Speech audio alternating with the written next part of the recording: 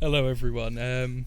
Yeah, so this is going to be the three-shot that's set in the past for the campaign that I'm running on the Saturdays. Liam, thank you for the subscription. 14 fucking months. Fuck me, man. That is insane. I think you're the only subscriber, that's subscribed like every single month. Hello, Josh. Welcome. So, I think the first thing... Welcome. I think the first things first is we'll introduce the three people who are going to be going on this journey with us. And we'll start with the list that you can see on the left of the screen. So we'll start at the top with Tezzy, who is a Dragonborn sorcerer. And Eve is playing that lovely character. Say hi, Eve. Hello. We've got Nakina, a Warforged artificer, played by Savannah. Hello. And Celeste Chainsaw, a Loxodon muscle wizard played by Neko Kariko. Just saying that name. Oh, it's great. I love It's it. got alliteration to it. Yeah. Ah, No, it's definitely an interesting party. And I'll get into your guys' more like descriptions and stuff in a second, but I want to kind of just set where you guys are at the minute. So you're in the country of Brial, which is in the southeast of the world. It's slightly semi-Arctic tundra continent, and it's heavily Nordic inspired for more like theatre of the mind and things like that. And you guys are in the central town of Arbanum, as you guys are a party investigating into some missing people. And Neko, for the 7th time, has told us her language proficiencies. Thank you. what I'm doing. Yeah, I have seen it, Josh. It looks awesome, man. And hello, God, it's been a while. I'm doing really well, man. How are you doing? So, yeah. You guys are in the town of Arbanum. The year, it's said, like I said, it's set slightly in the past. It's 60 years exactly in the past. So you guys, what you guys may or may not do will affect the future, the present. It's definitely going to be interesting. You guys are currently in the tavern. You guys are in the tavern known as the Freckled Stout.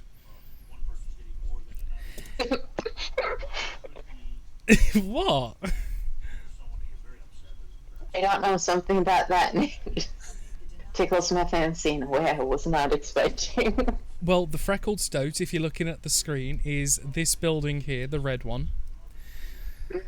Kind of figured. I mean, it wouldn't be the giant castle in the middle of the place. No, probably not. But, Right next to that, is that a forge? yeah, it is. Okay, and the other, like, big red building that has a spire coming out of it, that's like a church or something? It's the house of the ruling clan of this city, well, town. And who's in the giant castle? It's the local, like, garrison of forces, as this is, like, a strategically placed city.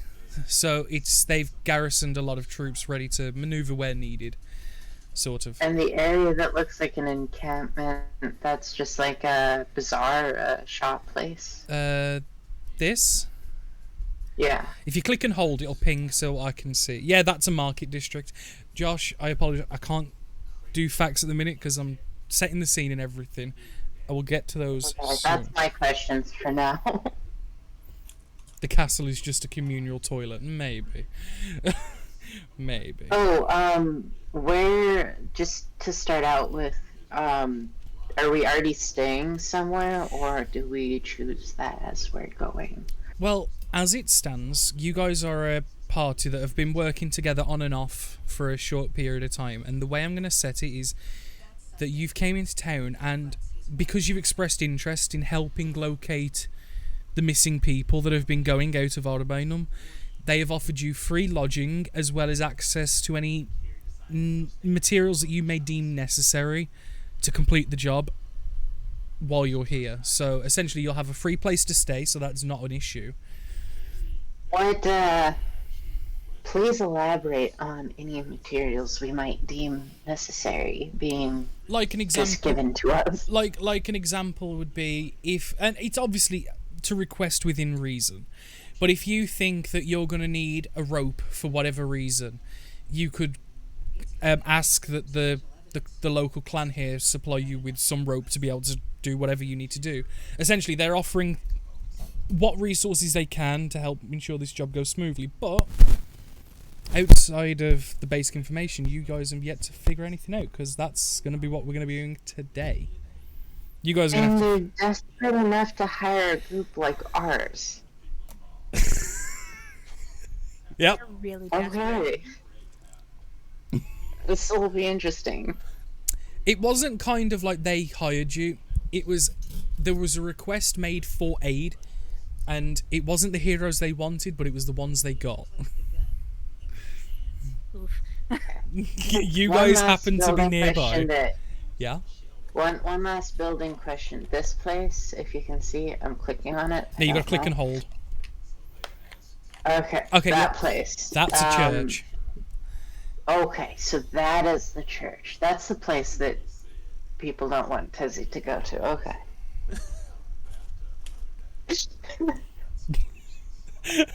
So, Yeah, I'm pretty sure they don't want a naked dragon chick inside a church. so And yes, everybody, there is a naked character in this, and it's not what you think. Or maybe it is, I don't know. okay. So Sorry to derail. Go on. I was gonna say I am done, and I was gonna put you guys in character to to be able to discuss anything you may or may not want to do. But I think the first things first, considering you already started us off, should we give basic descriptions of the characters, what you guys look like? If anyone wants to I start. think that should be what we do. Unless anybody else wants to take the first spot, I can go ahead. You've already started. Okay. So, do you want me to just read the description, or exactly how do you want me to Just tell describe. all the fine people? If people were stood in the same room as Tezzy, what would they see? Okay. Well, it would be easier to have the aid open. So, Tezzy, or Nurxus Tesla, Tesla being her actual name, Tezzy being the nickname she prefers and would rather people call her, is a female dragonborn. Technically, she is a bronze type, but through magical mishaps and experimentation has become a copper scaled dragon with a blue-green sheen. She also has bright blue eyes, electric type. So she stands at 1.56 meters. From nose to tail, she is 2.32 meters. Weighing in at 118.8 kilos. She is age 17, and in human years that roughly equals out to 20 years old. She's a chaotic type, doesn't go neutral though. She's very much either good or evil depending on what the situation calls for and how she's feeling and what type of magic she has to use. She comes from the Pepper Isle, so that would be like having somebody from South America now all of a sudden up in the cold Norse area. And has the propensity to coil up in places and is, because she basically made herself more dragonish, she acts more dragonish or snakish, depending on what you want to call it. She has wings, horns on top of her copper scales, and a long tail. Her fingers and toes are also clawed sharply. Um, I'm trying to think of anything. Oh yeah, she is naked. She does not like clothes and believes that since dragons don't wear clothes and that is her ultimate goal, she should just not wear clothes. That said, she does wear a lot of jewelry. She, at some point, farther down the road of becoming an actual dragon, wants to have a dragon's hoard, but for now, she'll just collect shiny things that will actually be securable on her body. So she has rings, bracelets, wristlets, anklets. She has a couple eyebrow piercings on her left brow, a lip piercing, a belly button piercing that's actually her magical tool. Your arcane And focus. yeah, arcane, and ear piercings. I think that covers basically. Is there anything else that you think the fine people No, I think- and our other players would like to know? I think if there's anything else that's been left off, we'll find out as and when needed. I think that was a beautiful introduction. But yeah, like you've got an arcane focus as a belly button piercing. That's the most important feature of this character. Bear in mind, after all of that.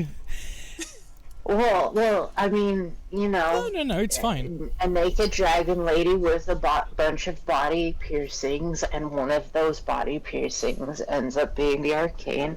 Wonder what people are going to think and how much trouble that's going to cause. We'll see. We'll figure it out. But Neko, if you want to go next, Hey, mine's pretty simple. it's okay. I'm a Loxodon. Technically considered a barbarian, but I am definitely a wizard.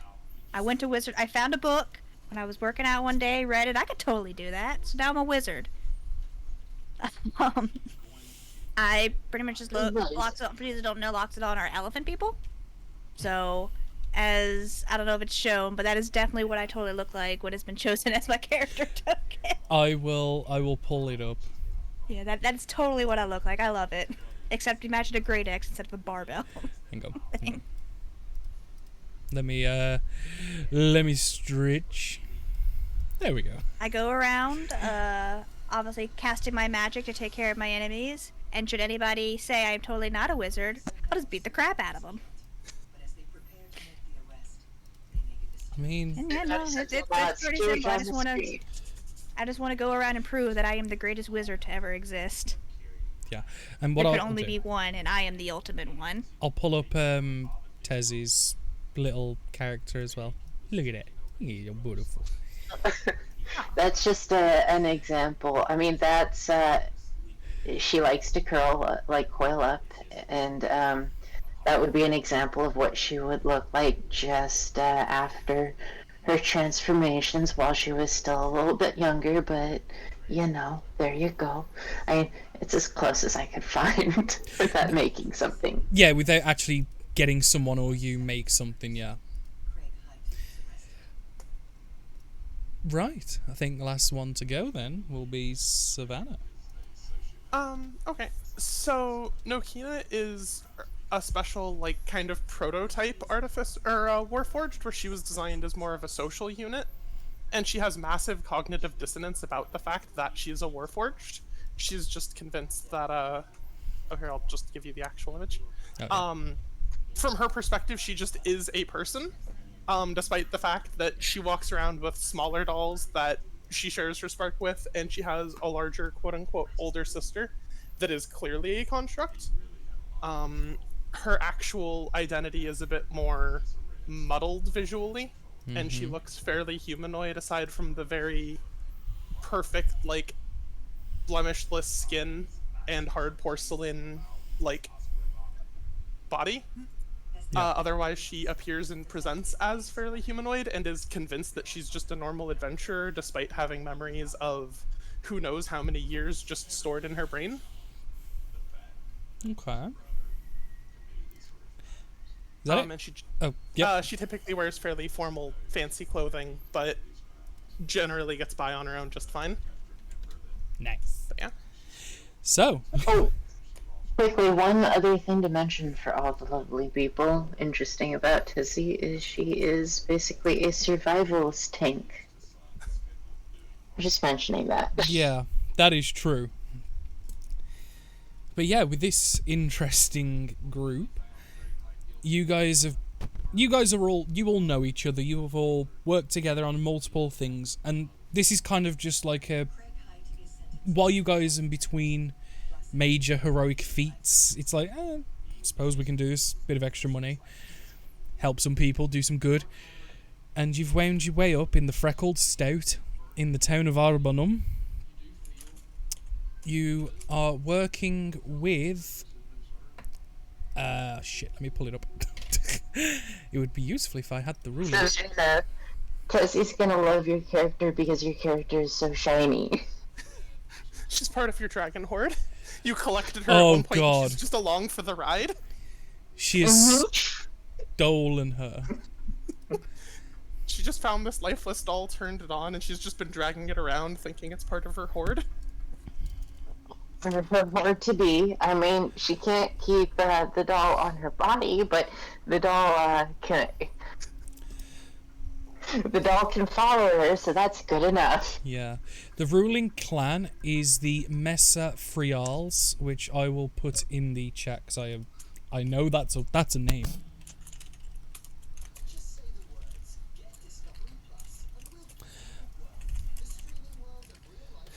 There you go, the Mesa Frials, who are the direct subordinates to the Frial clan, which owns the entire central portion of the country. They were the people. You haven't spoken with them at all, but when you mentioned to the local guard barracks and the law masters here that you were here to have a look and speak to people, you were told that they were the people who run the area and they would provide you with homesteading, or at least somewhere to at least put your head between your investigations, and that's at the Freckled Stout. You guys have made your way there. And this is kind of like you've just come into town on the morning. You've gone into the tavern, made sure that you have actually got a place to stay, which you have. You've sat down with possibly a drink just to ponder over possibilities of what to do. So, is there anything in particular people want to start off by saying, doing? So we're what time of day is it currently, and we're just in the tavern right now, or? Yeah, you're in the foyer of a semi-busy tavern. It's probably 2 or 3 hours before noon. Okay, semi-busy tavern, around noonish, kind of. Okay.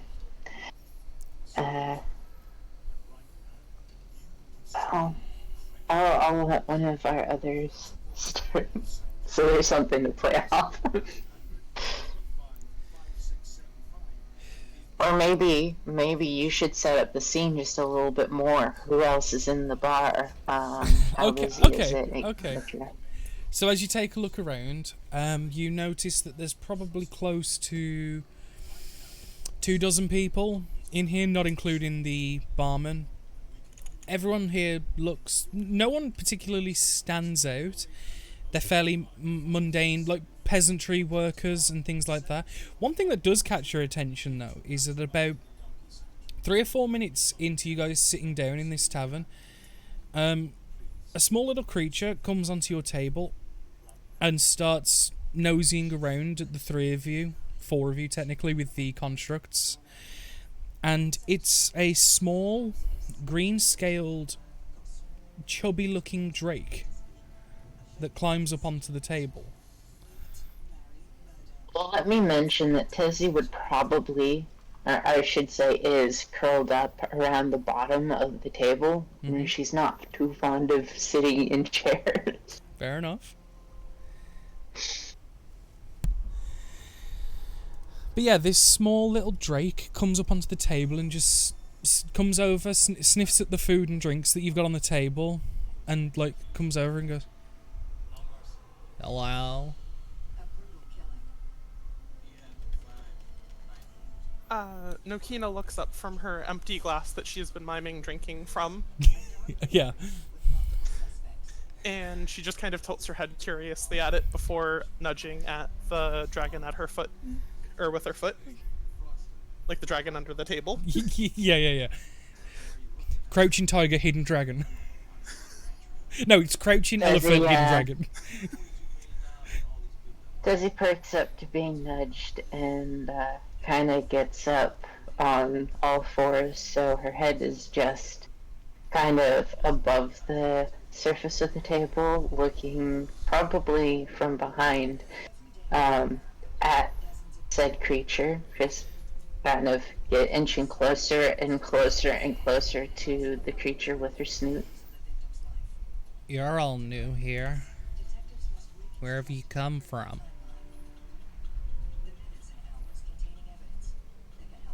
Around.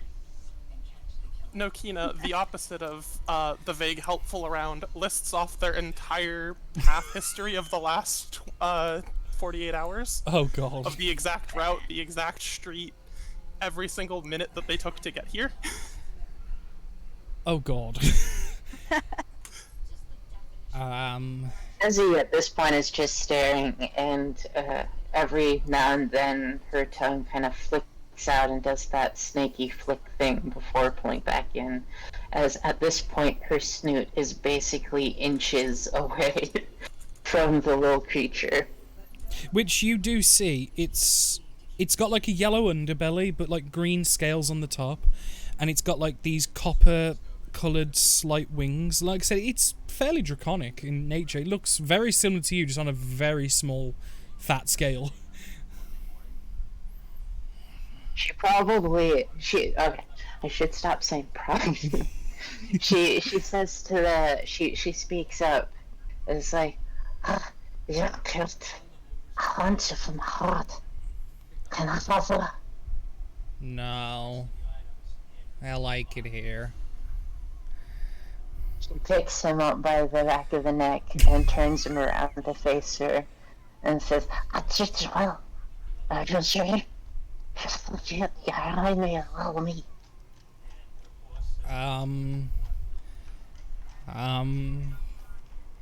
you put me down, please?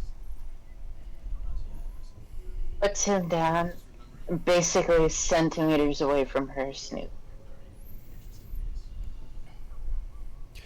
This poor little Drake, he's gonna back up and is gonna be, I just came over to see people 'cause you're new. I like new people. You're weird. And then she curls back up underneath the table. Why are you here?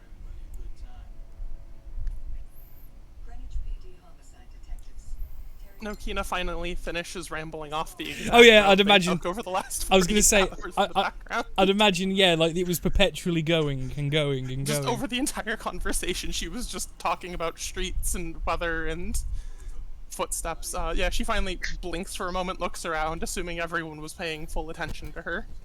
And she's like, oh, well, I was taken here because I was told to. I think we're doing something nearby to help people. Looking for wizards to fight. Oh, you're looking for those. Yeah, I heard people were worried.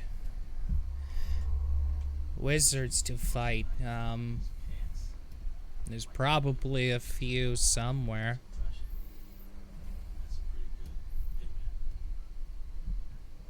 Picking her head back up the table, just resting it on the table at this point. Mm-hmm.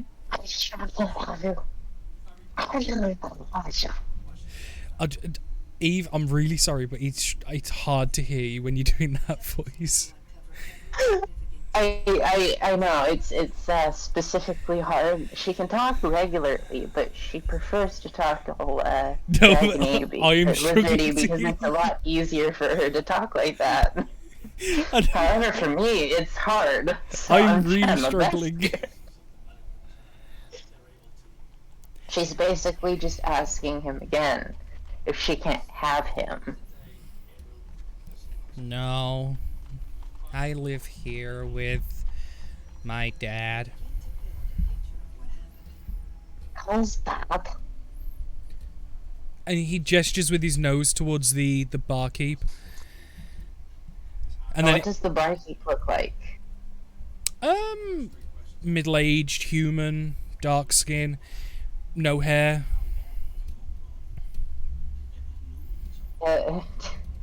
Tessie gets up and speeds right over to the barkeep Yep. and it's like, yeah, son, can I pass? I'll give you gold. I'm sorry, you what? The little dragon. I want him. Oh, Strix, you mean? Yes. Yeah, he ranges about around here, but... And that's where he'll stay, honestly. I said, Dad, I want him from Howard. Well, I apologise, but... Strix isn't a part of anyone's horde. Sad lizard noises. But as this is happening, he'll look back at Nokina. And this is Strix. So you're looking into the missing people, huh? She pauses for a minute as if doing mental calculations, and she's like, yes, we're looking for exact number here, amount of people, and why they're disappearing. I've been hearing rumors, and I hear people talk all the time. There's been some people thinking where they've gone.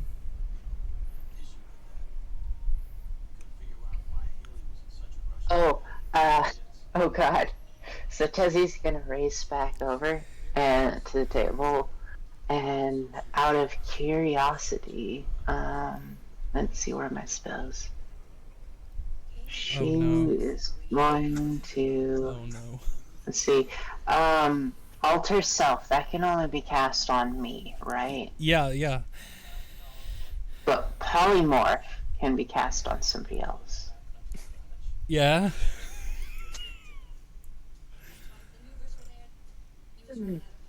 She casts okay. She's going to cast polymorph on the little Drake to turn him into a version of herself. Into you. Mhm. Okay, let me just... I believe it's a wisdom save. Oh, So just tell me what I have to roll. Can I give him advance? Can I help on his wisdom? nope. Nope.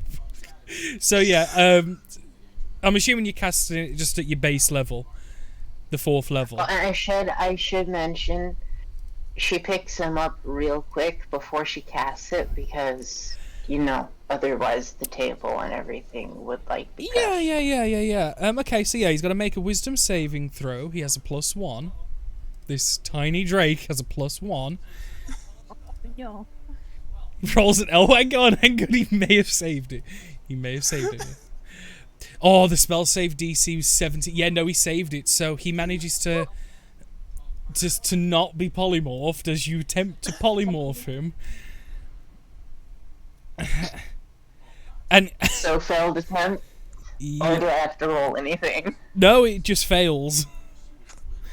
So basically, as you cast the magic and the small arcane flash from your belly bar, and you watch the form of Strix go to shift, and then he kind of just shakes his head and you flap his wings and fly out of your hand and just fly away into the rafters of the tavern. To be honest, it's not the flash.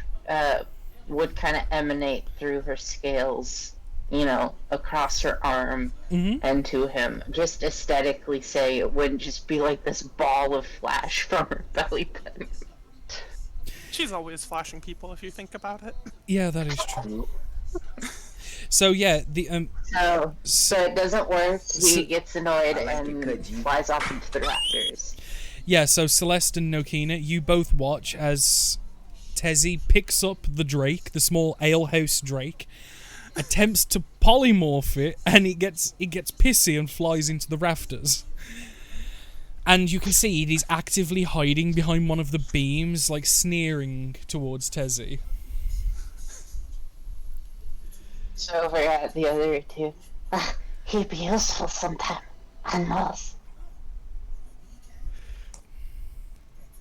What? And for those who didn't understand, she basically said, and I take it that our doll would probably be better at understanding Tezzy. She basically said that she believes the small Drake will be useful at some point because of this encounter. Nokina's gonna try and de-escalate the situation, and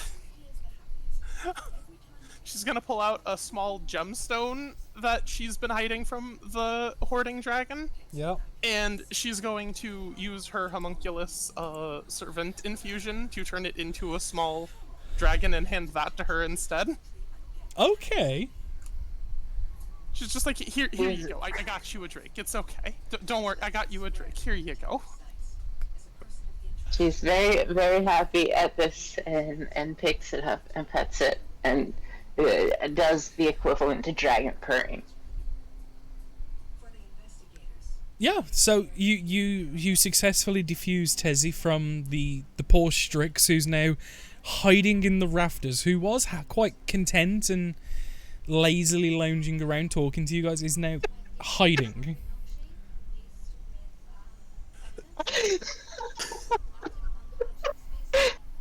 Okay, I'll tap my feet down. This is already off to a wonderful start. Oh yeah. Here you go. Here's something to talk to. Nope, you're gonna fuck it off. Okay, great, great. So yeah. So this is the scene. So like obviously, the Drake's in the roof. You've got about 20 odd people in the tavern, all in various states of content, drinking, eating, being happy. It's late morning. You guys have yet to speak to anyone, or like you've got the clans and the clan leaders and stuff to go and speak with. You can speak to people, you can speak to like clergymen, anything. Where do you think would be best to start this little investigation?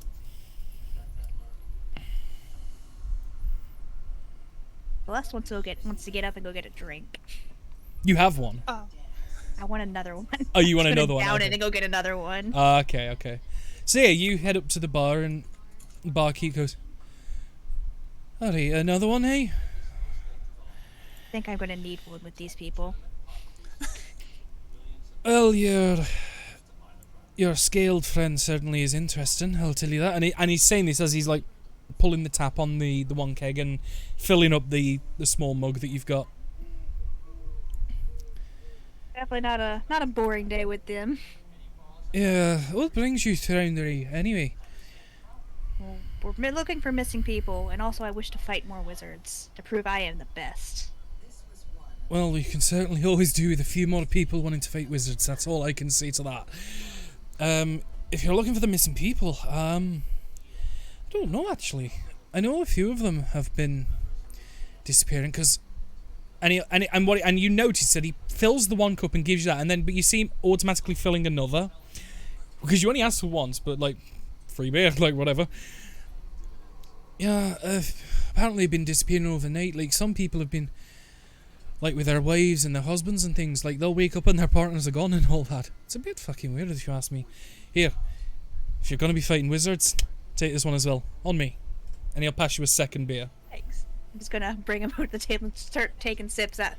I'm gonna start walking back to the table, start taking sips out of both mugs as I'm walking. Yeah, just like dumbbell reps, just left. Alternating. Yeah.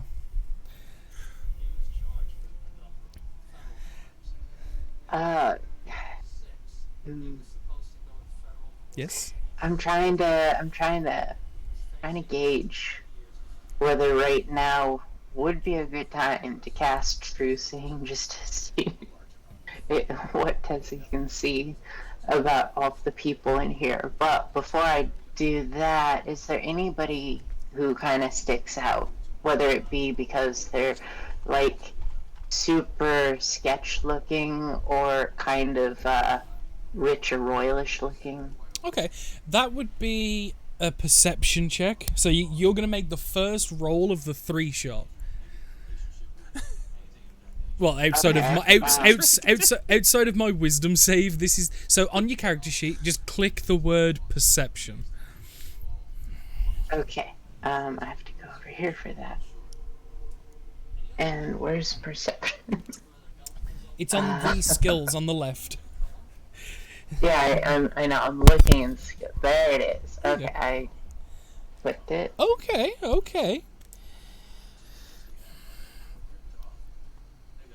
I suppose 18 is pretty darn good, right? 10 is considered average. Anything above 10 is above average, and so on.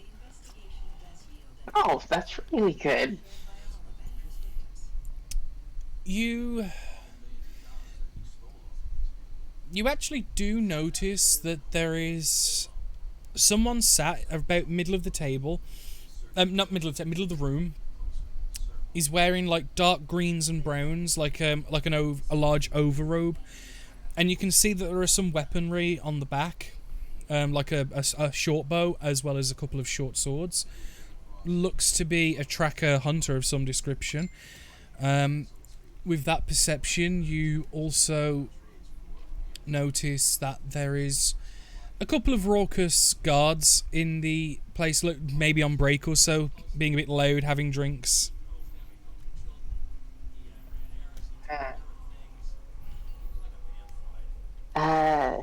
Okay. Savannah, what's your character's name again? Nokina. Basically, Nokina. Tezzy, gets up close to Nokina, and is like, "What your husband with the and questions at guards over there?" And points to the guard she wants Nokina to question that are being a bit ruckus.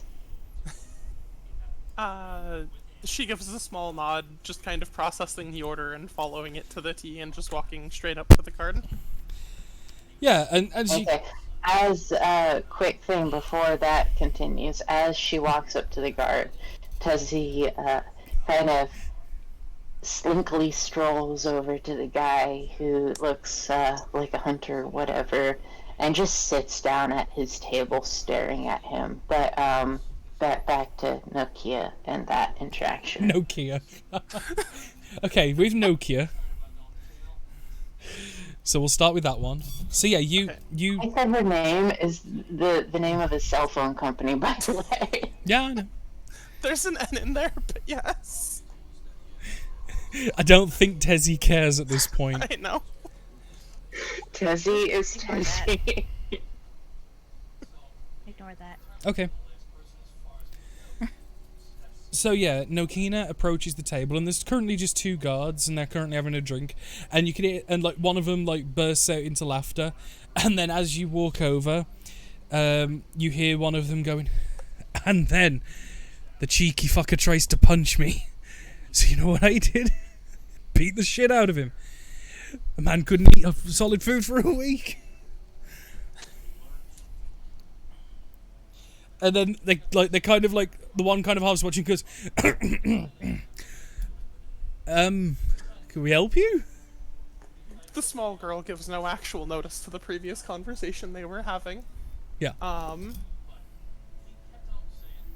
And she just walks up to them, tilts her head, and kind of looks back at Tezzy, who's now wandered off. I'm here to ask you questions, she says, her own sentence ending with a question mark. Okay. What questions you need? She pauses for a minute in thought as she recalls the day's events, and she's just like, something about, I believe we're looking for missing people, I think, and also treasure, I think. Oh, you're looking into that. See how much he knows. Let's make him roll a history check. Is this top of the class student, or is this bottom of the dung pile? Great. Fucking great. Let's see if his friend. Let's see if his friend knows anything. Nope. They just like wow, fight people, Logan Moore. apparently. You picked the two fucking dunces to go and speak to. You kind of watch the one guy who was laughing like hilariously when you approach. You kind of watch his eyes glaze over slightly just at the entire situation. And the other guy who's been speaking goes, well, you know, there's been a few people missing, but I don't know. I know they've been going late at night, and that's about it, really. Not wanting to disappoint Tezzy with having failed the mission, Nokina's just gonna scan her own memory banks to see if she can get more pertinent information. Okay. But actually, make it an insight check.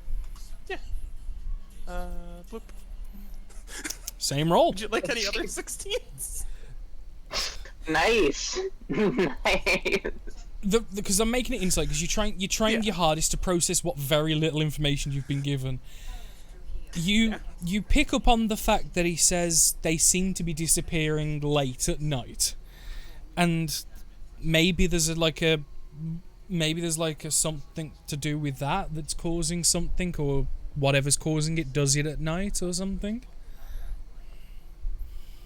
Other than that, it's very clear that you've caught the one guard about 2 or 3 beers too much in to recall much, if anything, or even a response for that fact. The other guy is clearly minor confused, but he's trying to at least be helpful.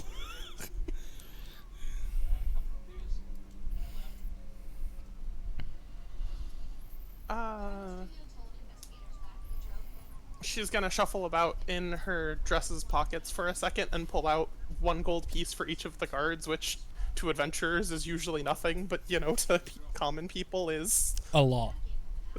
She's just gonna give each one of them 1 gold, despite their very not helpful information with her yeah. little grasp of money. Just for comparison, like guards like this would probably earn like 2 or 3 silver a week.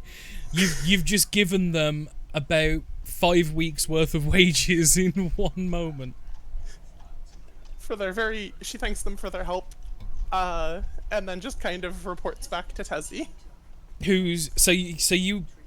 So I'll point this out that Celeste, you watch Nakina go and start speaking to the guards. You notice that Tezzy, which we'll get to in a second, is literally just giving a stare competition to the hunter-looking gentleman on the table, and then you watch Nakina go Now, over that way.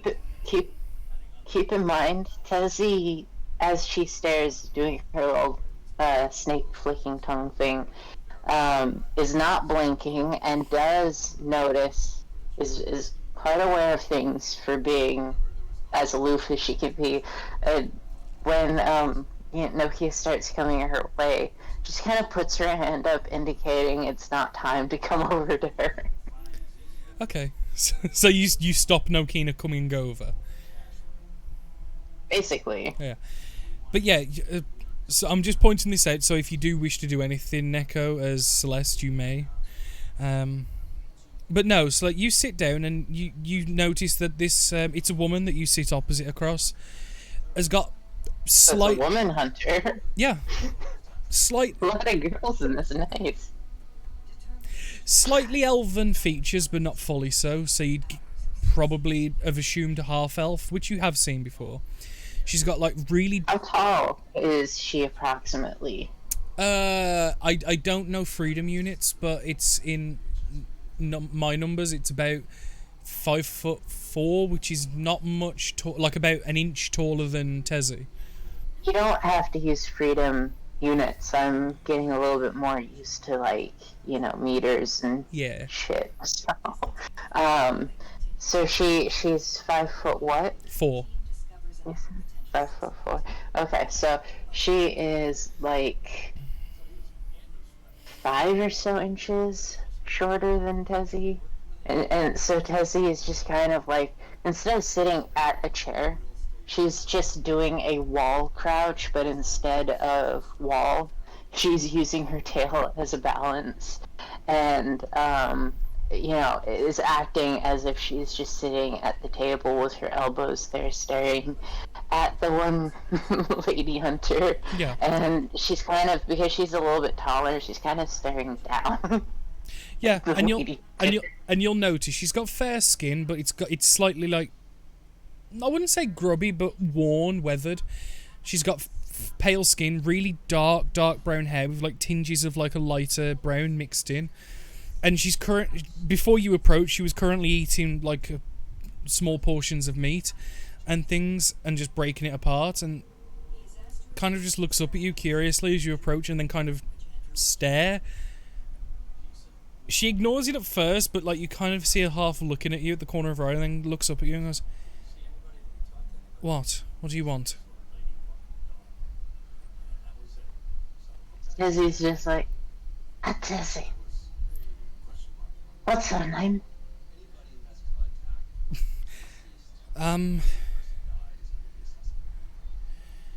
Why do you want to know? I just said my name.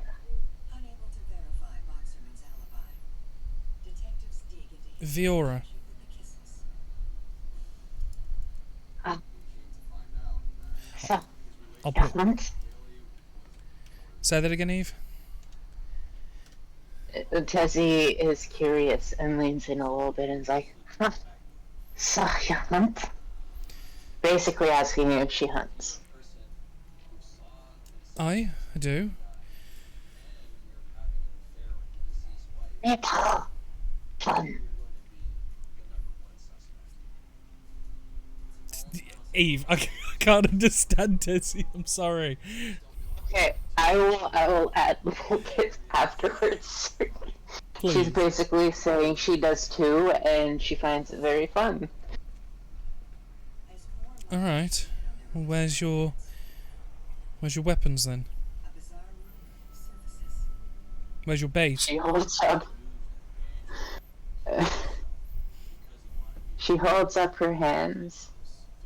Being that each one basically has a claw on it, like a teeny sharp dagger. And and basically says, how do I say this? No bait when you track well.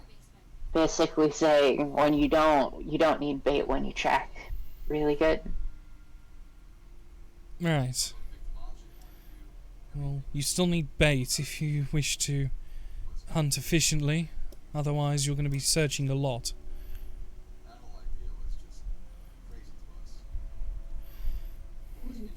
He chuckles a little bit and it's like, day hunter or night hunter?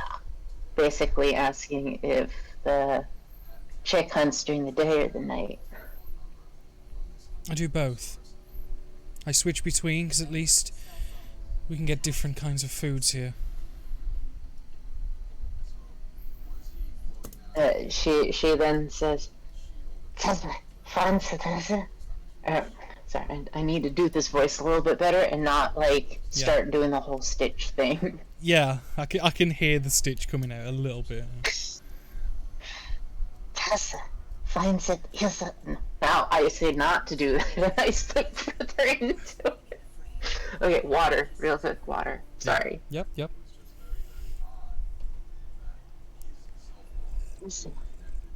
Okay. Tessa doesn't need bait when she hunts sleeping creatures. Yes. Basically alluding to how when creatures are sleeping during the night, Yeah. she doesn't need to bait them. Alright, but don't forget there are creatures that come out at night as well, so... and many predators as well. Tessie quirks her head to the side and says, predators don't usually go after other predators. No, but if you're in their territory, they will certainly fight you for it. Predators make for bigger prey.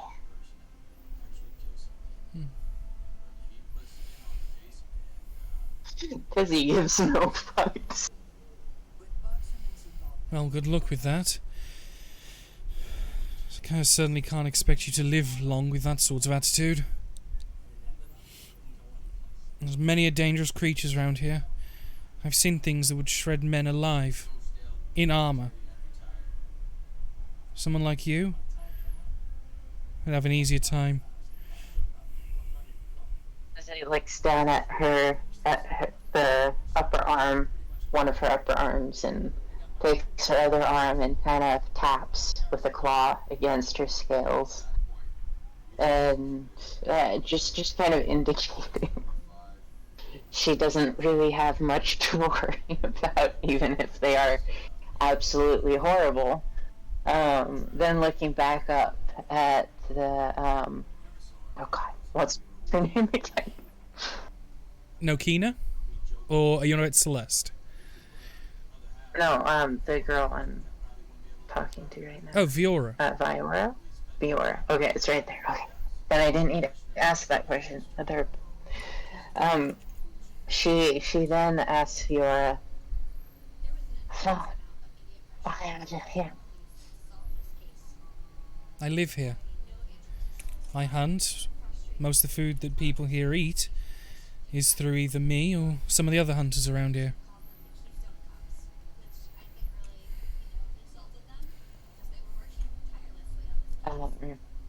What would she exactly say to this? What areas do you usually hunt in? I don't want to encroach on you. Well, I have nothing. Basically asking what areas does she generally frequent so she doesn't encroach on Viora's hunting space. The forest lands to the south. That's where I normally go. We each have our own areas that we know better, so it's easier for us to hunt there. If you need help, I'm always there. I love to hunt. She gets up from the table and just kind of strolls back to the table with our group. And throughout this entire time, Celeste, just like 1, 2, 1, 2 with the beers, Pretty much. has just been watching this entire scenario go down. I'm busy. I got a drink. Is there anything else you want to do bar drinking, Celeste? Not really sure. Like, Celeste isn't really much one for talking, more punching. So, if there's someone I gotta punch, I'll go punch them.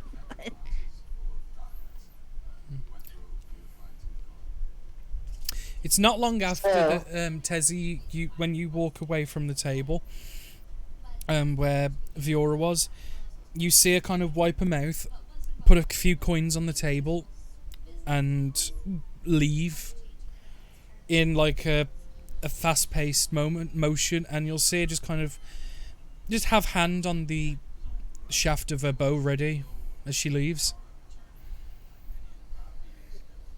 I'm pointing that out to you specifically because you just left her table. No, and that's good. I just wonder why exactly she has her hand on her bow.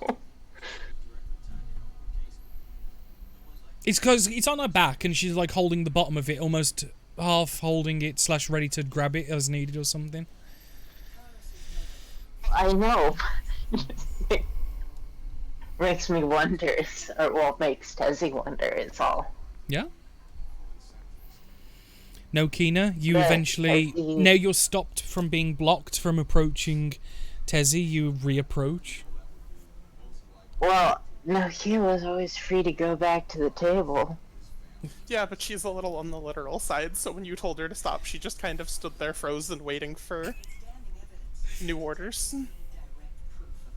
Okay, well then Tezzy waves for Nakia to come back to the table as she gets there.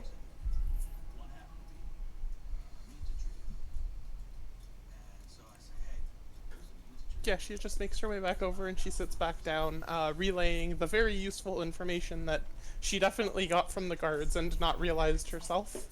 Yeah. that a lot of the attacks seem to be happening at night specifically, and they seem to be in town, it sounded like, not like outskirts or out in the forests or anything like that. People are disappearing like from their beds. Pretty much, yeah. Oh, Like, literally, two people can be in a bed together and one morning wake up and it's like, Steve, where you fucking gone? Steve's fucking gone. Like, he gone. Oh, rip Steve. Yeah, rip Steve. Everyone put rip Steve in the chat.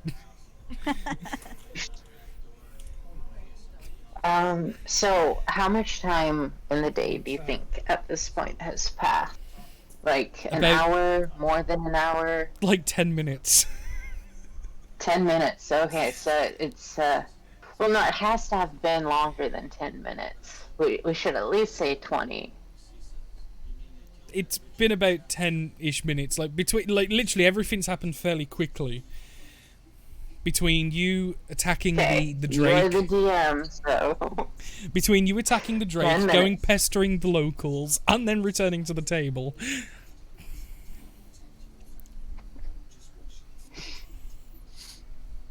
I mean, at this point, Tezzy's kind of keeping a mental note on everything. I mean, she is more focused on her dragon needs and wants than what the group actually needs to do or what's going on. But it still all kind of gets noted, and she kind of realizes that that Celeste is happy drinking there. Very happy, yes. More.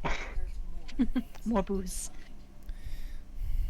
And but Tessie is getting the feeling that more needs to be explored around here, and that they're only going to find so much at this point in time in the the bar, and unless Tessie is challenged to some sort of drinking competition or something like that, she's not much one for staying. Oh, nice big ship. Celeste there. But she's not much of one for staying in bars or taverns, whatever. So she's probably going to she asks the group, or well, she looks at Celeste and kind of curiously cocks her head. It's like, how much more you want to drink? Questioning Celeste about how much more she wants to drink here. Should be good enough. I'm just gonna take both of them and just like pour them into my mouth. Finish them both off. Let's go. Oh no, I was expecting you to just take the mugs out with you. Nah. I'm just gonna pour them down. Chug. Both at the same time. Yeah, and So- and it's normally at this point I'd make you make it like a con save to see how drunk you are, but this is hardly an unusual occurrence. That's probably just breakfast. That's fine. I'm a big girl. I handle my booze. Hell yeah. Now, are we staying at the tavern? Yes. Or where exactly? There is Okay. there is an upstairs to this tavern where there are rooms, and you all have an individual room each that you can sleep in as and when you need. Okay. Well, it's not anywhere time that. No, like I said, it's probably 1 or 2 hours before Yeah, noon. Yeah, so it's pretty early. And Tessie looks over at Nokia and is all like, well, information, or I'm trying to put this in Tessie language, but in a way that can be understood, and this is a challenge with my tired brain. If it's easier, Eve, just talk. We'll know it's in character. No, it must. Okay. Otherwise, Tessie will get angry and drive havoc. So I need to Fair respect her. information is important. We got explore here? Question mark. Asking Nogi if we should, if we could go explore now. I don't know why she's asking permission, but it's more alluding to the fact that they need to leave the bar at this point. Yeah, what I'm gonna do, just if you want at any point, there's your little token, so you can move them around the town if you wish. Oh, lovely. There you go. Deciding it might be good to make sure that Tezzy is appropriately motivated. Nokina's gonna respond to Tezzy with all the people mysteriously disappearing, we should definitely look into that, because what if they came for your horde in the middle of the night and you woke up and it was gone? I know your horde isn't very large now, but it's still, you gotta start growing that. She chuckles and says to Nokia, "Don't worry, if they're still there, I'll just murder all of them." Damn. That's one way to handle it. I mean, that's kind of your job, Celeste. So yeah, so where are you guys going to go? You know, you Well, obviously, we walk outside of the tavern. Is there anything notable on the way out, like in the tavern, when it comes to just kind of what's on the walls and, anything that might have changed people-wise or whatever? Not that you can see, no. Alright, and when we get outside onto the streets, when we just look around initially, kinda what's happening, what's going on? Well, 3 buildings dominate the immediate eye line, like the landscape. You've got the fortress, which is on the hill ahead of you. Slightly to the left, you can just see the bell tower of the church. And to your right, down the main thoroughfare, you can see the large clan leader building, which is, as I've mentioned before, the Mesa Frials, which you know are the people that have put you up in the rooms and are willing to offer you payment for any work you do, as well as any equipment you may need within reason. Maybe they could give us more information about where we're supposed to go. We could talk to the clan leaders. Yeah, I think Tezzy is just going to... Oh, Tezzy first looks up at Celeste and is like, "Go find wizards to beat up. Be good. But go and cause beats up." And then just grabs Nokia and drags her in the direction of the noble house. Yeah, the clans, yeah. So yeah, oh. Oop, whoop. Bye. No, Nokia's gone. Whip. There we go. So yeah, you make your way to the Mesa Frials, and it's an open. The front doors are wide open, and it's like a large foyer entranceway into this large, where it's clear like one. Before you continue, Go on. hold that. Celeste is free to roam the town, looking for wizards to beat up. It's just me and Nokia that went over there, so unless Celeste I want to chooses get to information follow us. first. I'm not just gonna wander around looking for random people. Not yet. No, that comes late. That's From after. what it seems, that's from the after tavern 4 p.m. person, there probably aren't any wizards in this town, considering they don't seem to really like wizards. Okay, so then I guess she's just following along behind us as Yeah. we go.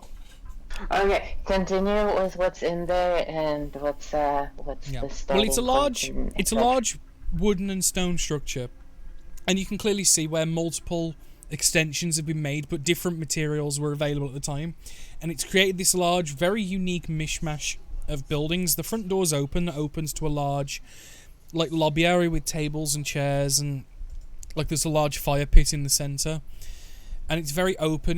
There's guards around. There's probably about 3 or 4 as you walk in. The room's fairly spacious and really nice. You get approached by an elderly man with a scroll, and he goes, "Ah, yes. What can I help you with today? Ma'am. And he looks at the robot maid as well and goes, "Ma'am?" She just kind of nudges at Nokia, being that Nokia is a bit more presentable and likable, just on first strike to others. And being that they've spent some time now together, Nokia should just understand that this is her saying, engage with these people and be like a good face.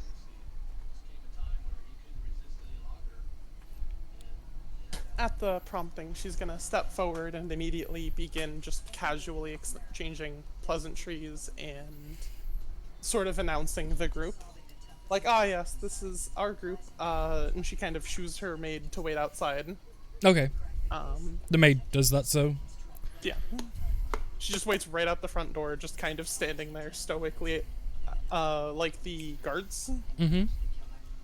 And then she introduces each of the party members, and she's like, yes, we're here on behalf of the request for aid. Oh, right. I'll get Ulrich. He can be the one to speak to you. He's the one that runs the town. He'll know more and best. Follow me, please. And he will guide you to the back of the large entryway, through the door, and then he'll lead you through a couple of smaller hallways into then an open... It's not like a doors in the hallways. They're like large, just open archways. And you'll see that there's a small pit, a fire pit in the center of the room, and there is currently like different meats being like cured and stuff over this fire, and you can see this large human man just stood over it. The elderly gentleman goes, Mr. Ulrich, you have visitors. They're here to look into the aid request that you sent for. And he'll turn, and you can see that he's got like a gruff, like black, like frazzled beard, and he's got like olive skin. He's really tall, rather muscular, and goes, "Oh yes, please come in. I'm just finishing off the rest of this." And he'll gesture you guys to, like, come through the archway and into like his area. Right. Nokina, who's about Walk through the half his archway. Say that again. Follows. All 3 of you spoke at the exact same time. Can you say it again, please? It just said follows. Okay. I'm gonna go in the room, yeah. Right. And then, Nokina, who's like the exact opposite of this giant man. She's like half his height, looks mostly like sticks and twigs, despite her actual hardiness. And you'll see him pull the spit off the rack and put the meat aside so it doesn't burn or anything. Right, so you're here to look into the disappearances then, I assume, yes? That would be correct. As he Yes. just nods. Right. Well, we've had close to 30 people go missing over the last week or so. Don't know where, don't know why, but they've been going missing while some of them laying in their beds, some doing work at night. All random manners, but always at night, it seems. The only thing we've got to go by is they seem to not leave any tracks. There's no animals, no like claw marks, no weird goings on. It's literally as if these people chose to up and leave, and did so with virtually no disturbance. And sorry. no, what was Has there you? been any sort of pattern to it or connection between the people? People have been fairly varied: man, woman, child, adults. The only thing that I can think of that links them would probably be the fact that it's not been any of the well-off folk in the town, we'll put it. It's the people that Now, live on the breadline and live coin to coin. There's a 12.7% chance that they just went off in search of wealth if it's only the poor people that are disappearing. You're correct, probably, about but Nokia. what What languages can Nokia speak? Dwarvish and Gnomish. Okay, never mind then. the thing is, though, if people were leaving to go and find better wealth elsewhere, you'd think they'd take their families, any belongings. It's literally as if the person left, didn't take anything, didn't take anyone, and surely they wouldn't do it en masse like this. And if anything, they would do it during the day, and people would notice, because that's usually what happens. He speaks up. Particulars of every disappearance. I need to check this out. Thoroughly.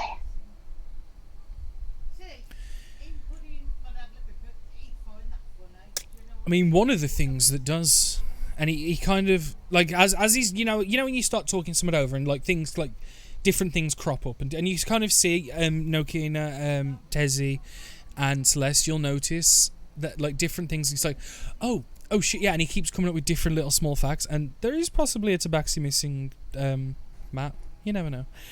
But, you go, oh, right, oh, fuck. I do remember, actually, one of them that went missing did leave some trace. Good start. When, in one of the houses, when the wife reported the man missing, it looked like a large splinter on the door, where the door had broken as he had opened it, assumingly. Or if anyone got them, but there was blood there. Whether it be the tenant or something else, cut themselves. That was 2 days ago.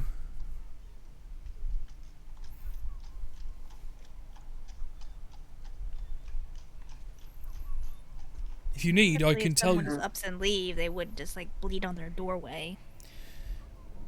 Well, people have done weirder things, but if we thought that it was possibly people just leaving for better wealth, because I think we probably wouldn't have made a call for aid. It's definitely unusual. But I can point you to where that house is if you want. Go and take a look. Before we continue, question. True Seeing can only cast that once, right? Well, for as many spell slots as you've got. True Seeing is a 6th level spell. You can use a higher level slot to cast it. So you could use your 7th level as well, but then no Finger of Death as well. Because you can use higher level spell slots to cast lower level spells, but you can't use lower level to cast higher ones. So basically, I can use it twice if I don't want to use Finger of Death. the Death Finger in this round. Is that what you're saying? Pretty much, yeah. Alright. At this point, Tessie's gonna cast True Seeing and look, like, really give the guy a good look, and also look around, like, just go, once she looks at the guy really well, she's going to go around the room looking, and she's just going to go around the whole kind of building looking around. Yeah, and you've got this for an hour. Okay. But yeah, she casts that. So what does she see anything about the guy we're talking to?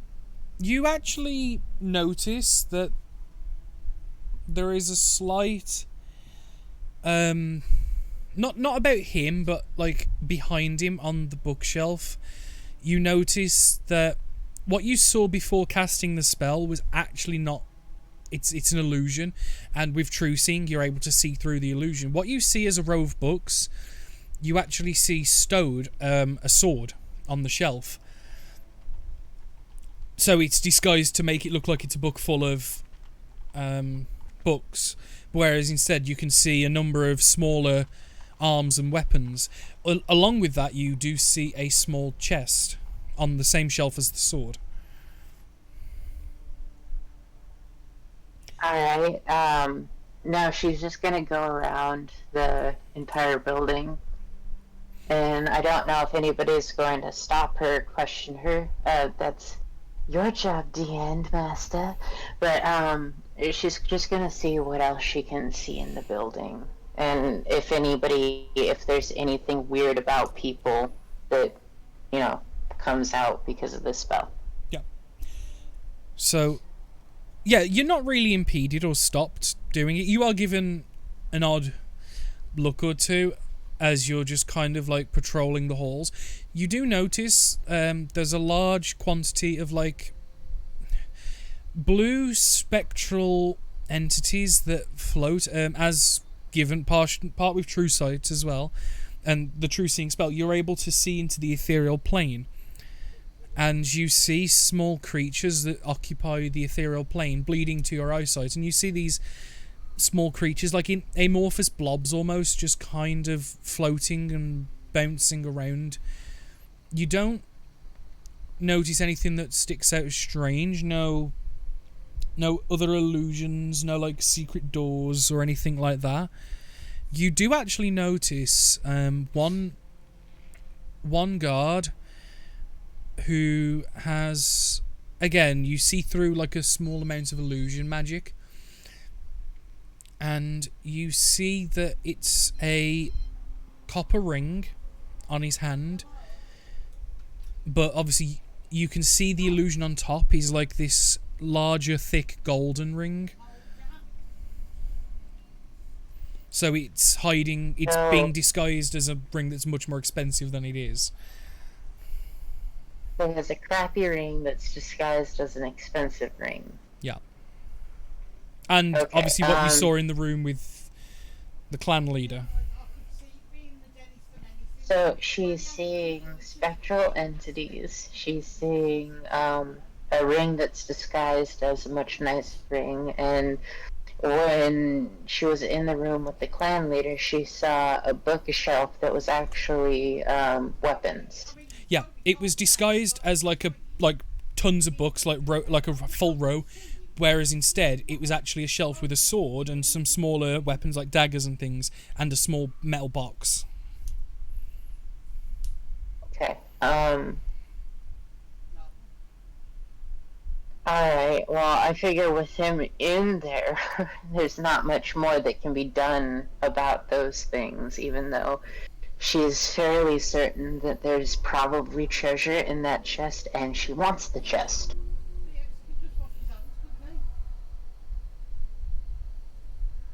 But, yeah, she would walk back to,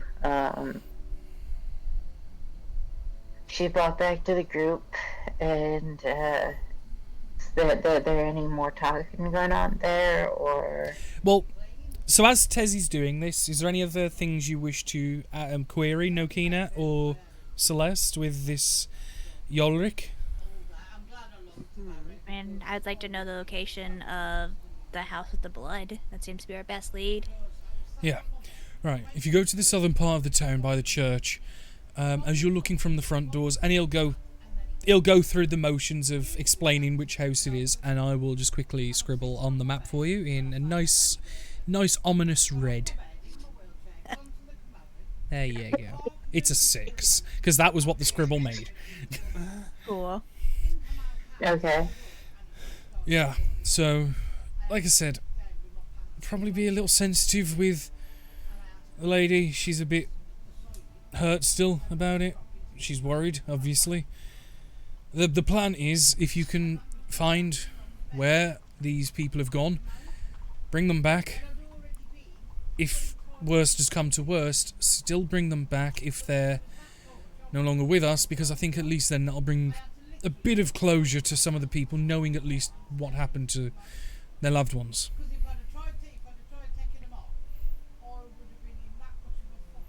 All right. So, go and speak to her if you need and have a look at there, because it's probably...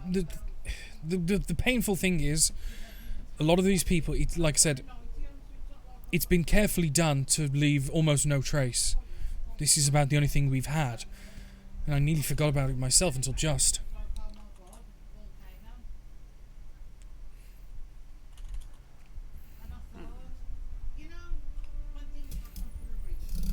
Well, then, if there's nothing else that any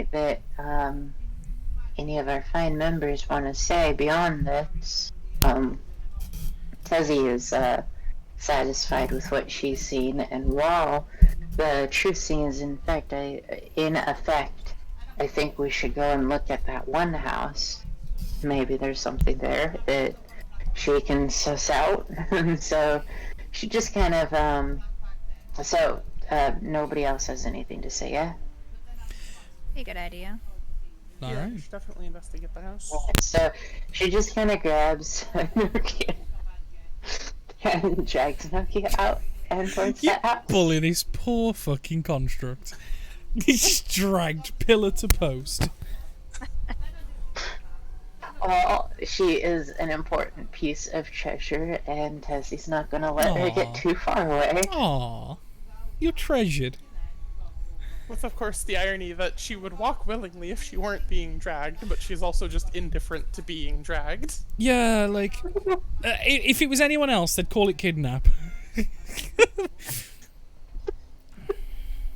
I mean, she basically is a willing participant in kidnapping as the kidnappee.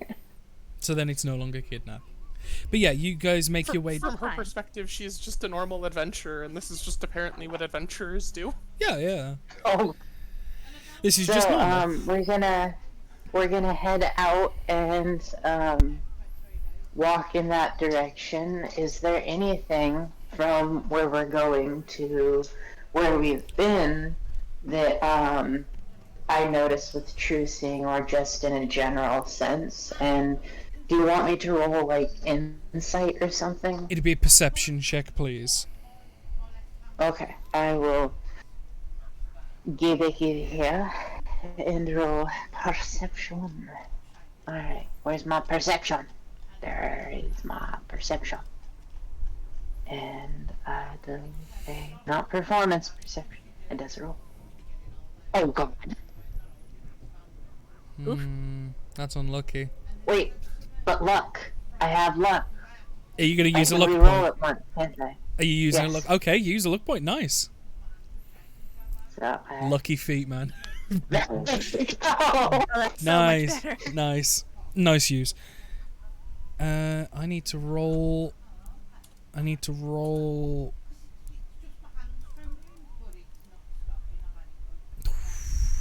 Okay. One thing you actually do see while walking down the main thoroughfare, and you don't like pay too much attention to it at first, but then it's kind of like when you look at something, look away, and then you double take it. You notice a wavering form, and you don't pay too much attention to it, and then you look back and you notice as there's someone who is invisible in the middle of the street following a person, and he's like whispering So something. the invisible thing is following the A person. not the waiver. No, it's Okay. you're seeing it as like a wavering thing, and Okay, so you there's notice this that. wavering invisible thing that's following a person Well, hang on. whispering what? Hang on, you don't know what they're whispering, but it's whispering, and this thing takes the form of like a female humanoid with like very like black, like actually black skin, not like black as in like brown, and it's got like these odd shimmers of like white to it, black hair, and like this person is perfect in every way. Like the skin is flawless, the hair is silk and smooth, jagged pointed ears, and she kind of locks eyes with you for a moment, looking at her, and you watch her just quickly peel away from this person and duck away and flee, essentially.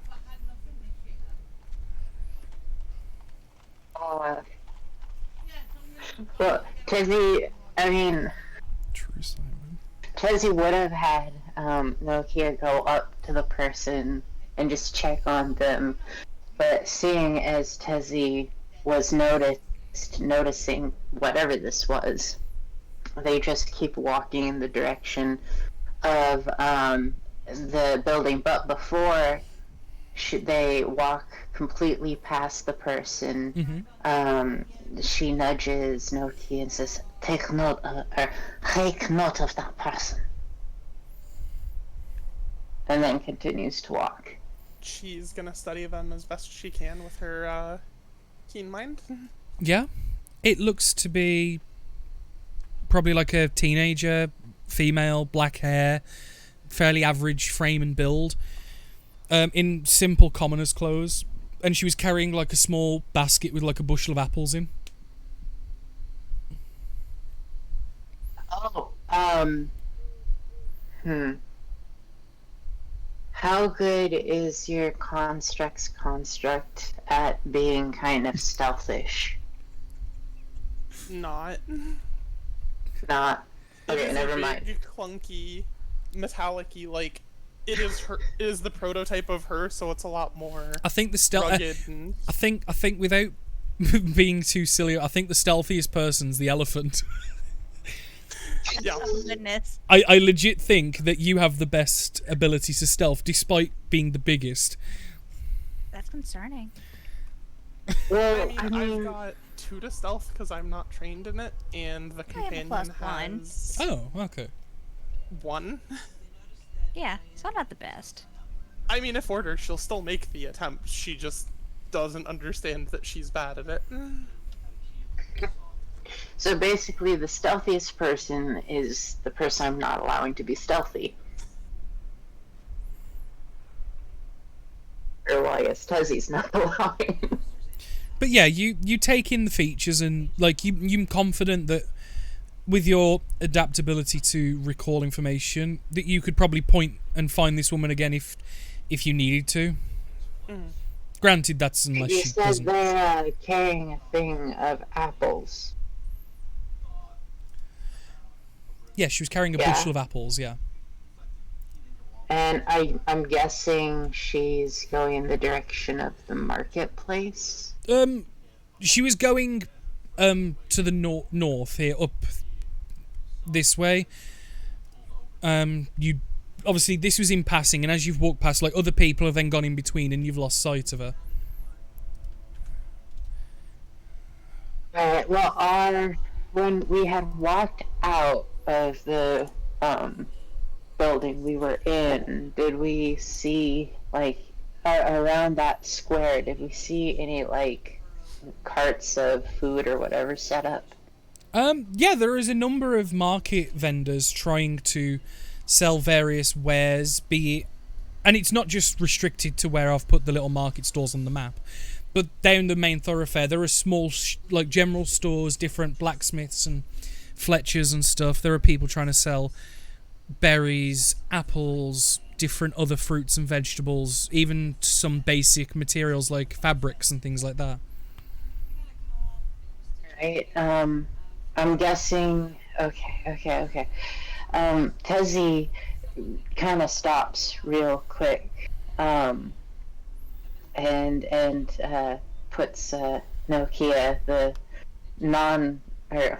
the cuter Nokia that she's tracking, in a standing position, and it's like, has construct kind of circle around square and get a few useful things for us, please. Before continuing to drag the rest of the party over to that house. So basically, you're going to send her on a shopping expedition.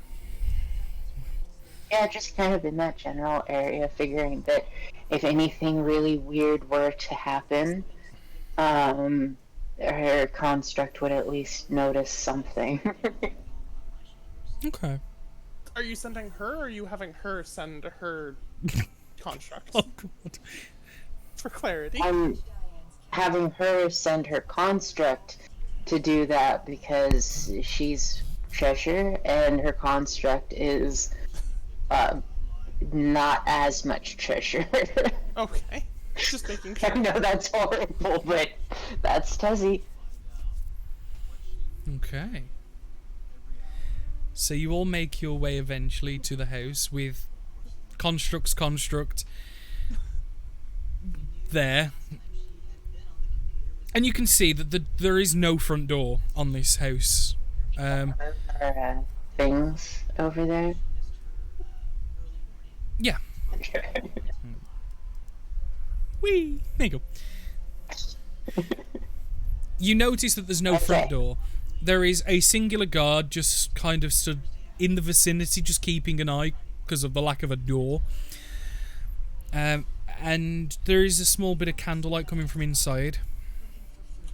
As you approach closer, the guard watches you because obviously you're approaching this lady's property, and you can see that there is a member of the church just speaking with the wife in the house, and the general conversation's going over that the clergy's offering their services to offer prayer to the gods to find safe return for your husband, and may he return safely and quickly. Just trying their best to console her and just make her happy. At this point, with Nokia following Tezzy's directions for quite a while now, I mean, not just in the town, but in the span of the time we've known each other, and the fact that,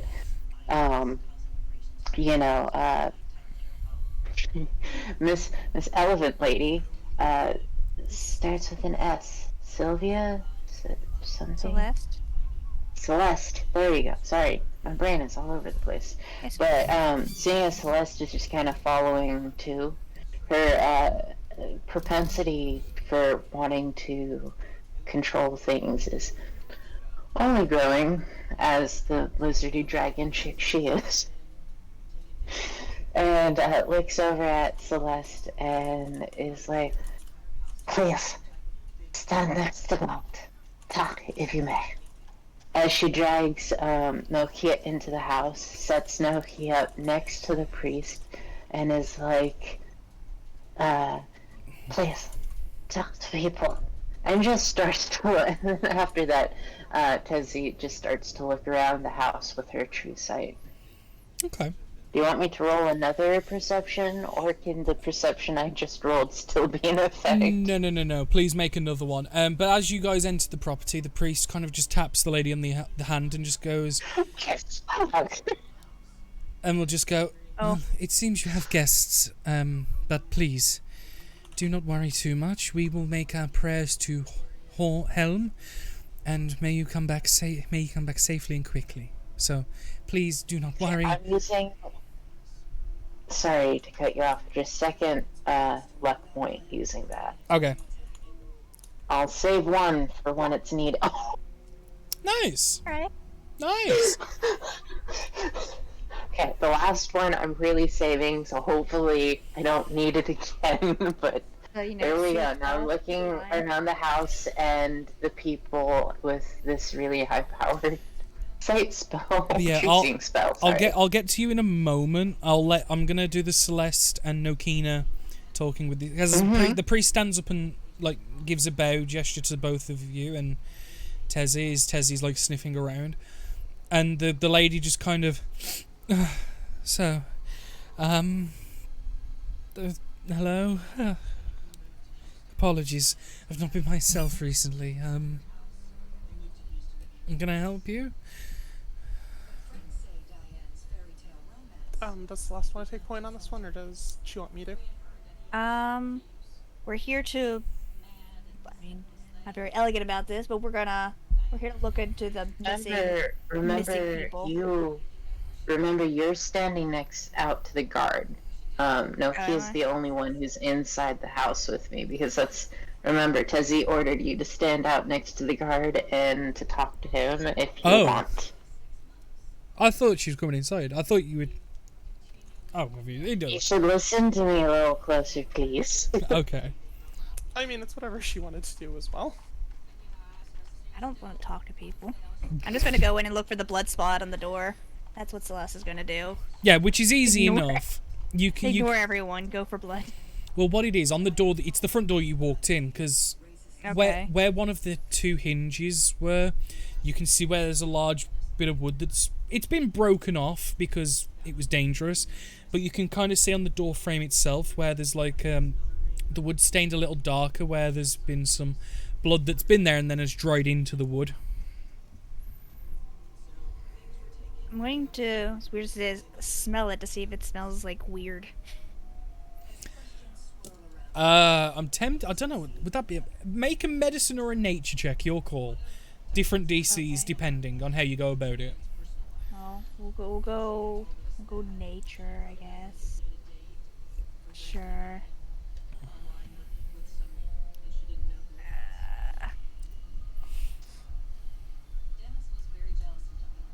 Oof. Yeah, okay. It's blood. It's definitely blood. Well, that tells me nothing. It smells very metally. Yeah. You notice that there's some on the floor as well, and it drips off a little bit into like a little trail. Try and follow that trail. It goes See where out it the leads. it goes out the house and like out. Does it look like it's continued trailing, or Does for a fair. Standing from the door, it does go past eyesight, so it does seem to have gone for a fair bit. I'm gonna take note of that and just walk back inside. Okay. But Wander off on my own. yeah, no, that's fair.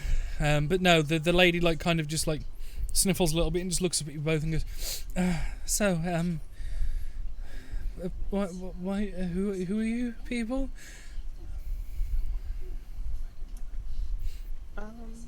We are here to. Sorry about that. We're here to investigate what has been going on, Oh, as this yeah. was a prominent location. Oh, so you're here to look for Borton. Oh, thank God. Yes, he disappeared 2 nights ago. He was in our bed, and I woke up, and he was gone. I thought he'd gone to work or something, and gone to do his jobs, and I went downstairs to prepare food for the evening when he came back, and the door was gone. He was broken in 2 places. There was blood everywhere. I have no idea where he went. I brought the guards. They came, they investigated as much as they could, but they couldn't find anything.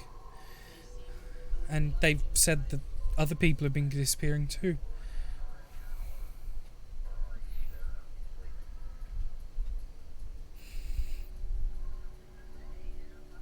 Do you have any information? Do you know where he is? I think at least we will be able to get more information than the very admirable guards you've already spoken with. Oh, the seer said the seer said people would come to help. I'm glad that he was right. Oh, I didn't know where else to go. I didn't know what else to do. I've been worried sick. Cause The priest is still there, right? no, the priest left. Priest left. Okay. When you guys turned up, he kind of patted on the hand and be like, "It seems you've got guests. Please come find us if you need us," sort of thing. Was there anything that I saw about the priest before he left? No, nothing that stood out. But I will get to you in a minute. 'Cause you do see something that's unusual, but it's in the house. No, I understand that you're gonna get to me. I was just crossing my Yeah, boxes no, that's real quick. fine. That's fine.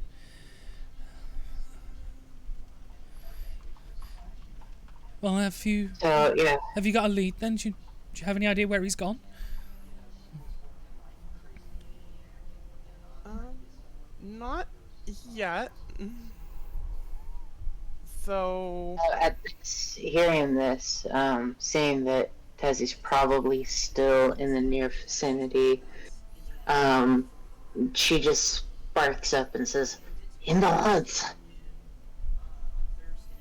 In the woods? Borton's gone to the woods. Why? it is theoretically probable that he went to the woods, though we are still forming our finalized opinion on the matter while we investigate. I like that. No, don't get hope, please, just in case. Shh. There. I will point. I'm going to point this out now for Tezzy, because this would be during the conversation. You notice there's like a fog to the like, you know, like when smoke or like fog's going out, and it's not super dense, but it's clearly on the way out. It's dissipating. There's like a hazy fog. There's smoke or fog coming out of the house that nobody else notices. No, it's got like a purplish tinge to it, and it's just like thick in the room, and it's slowly moving out of the house, like out of the front door, and following like a specific pattern. It's not acting like normal fog or mist would. So there's a trail of it kind of following out the door. Yeah, and then it kind of clouds outside, and then, but you can kind of notice, as like I'd assume you'd follow it. It's going off in a very specific direction southward. Okay. All right. Is there anything odd about the smell in the house? There's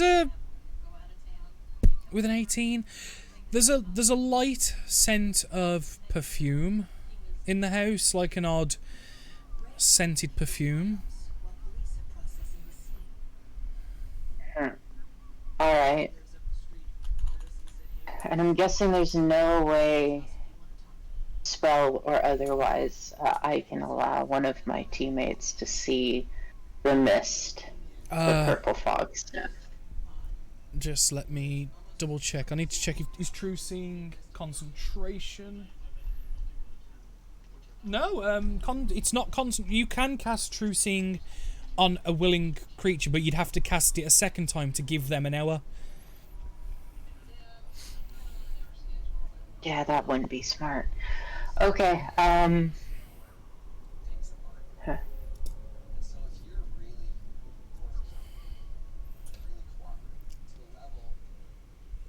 See, Tezzy definitely wants to follow that trail. She's just trying to figure out in her brain right now whether it would be a good idea to just do it herself or take the others along with her.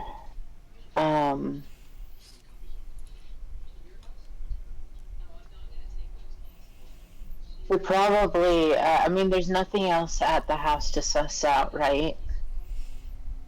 Not with true seeing. There's nothing else that's sticking out.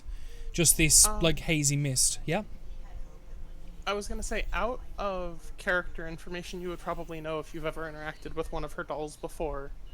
It does understand language, like you can talk to it if you needed to communicate at a distance. It doesn't go both ways, but Well, what if do you you were mean gonna by... wander off in your own, you could at the very least just have the construct, the like tiny drake that she made you with you, and you could communicate with that. And she would be able to hear that, right? You could send it as a runner theoretically, or it would at least be able to help you on its own. Yeah, basically you could give it a message and it would run back to Nokina. Okay, basically gonna take Nokia out of the house where, Sylvia is. Say elephantly. Celeste. Sorry, I don't know why I keep mixing that up. Sylvia. Where Celeste is.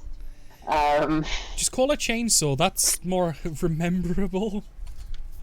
Okay, or chainsaws, and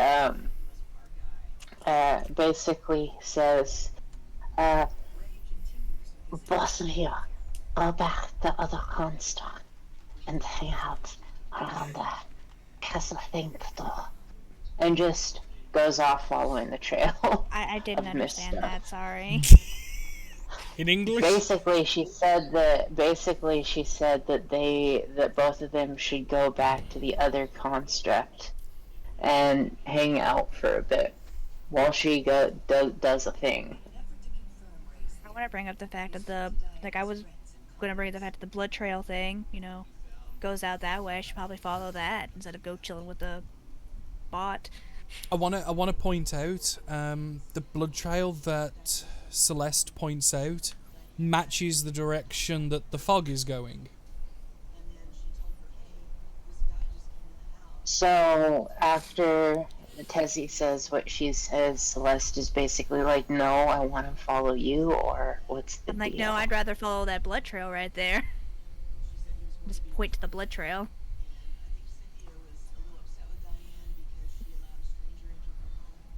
So Tessie, she just basically shrugs and goes off following the mist/blood trail. What is Nokina doing during this? Well, she's still in dialogue with the lady, but you're kind of in between, so you can look in the house and see the conversation going on, and you can also see Tessie now wandering off. I'm gonna go try and get Nokina. Yeah. I'm just gonna gotta walk in, start tapping on her.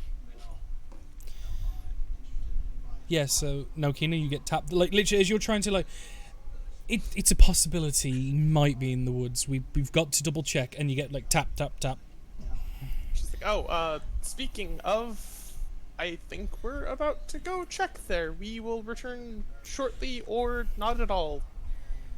Please, anything, please, just find Borton for me.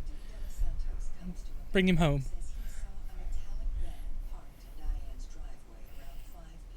She just gives a small nod that she's kind of learned behavior whenever a sentence is ending, and she's just made a request. She's like, yep, I will do that thing you're asking me to do, whatever it is. Yeah, and she takes you outside, and I'm assuming points out the blood trail. Yes. And Tessie. And also mention the fact that Dragon has wandered off in this direction.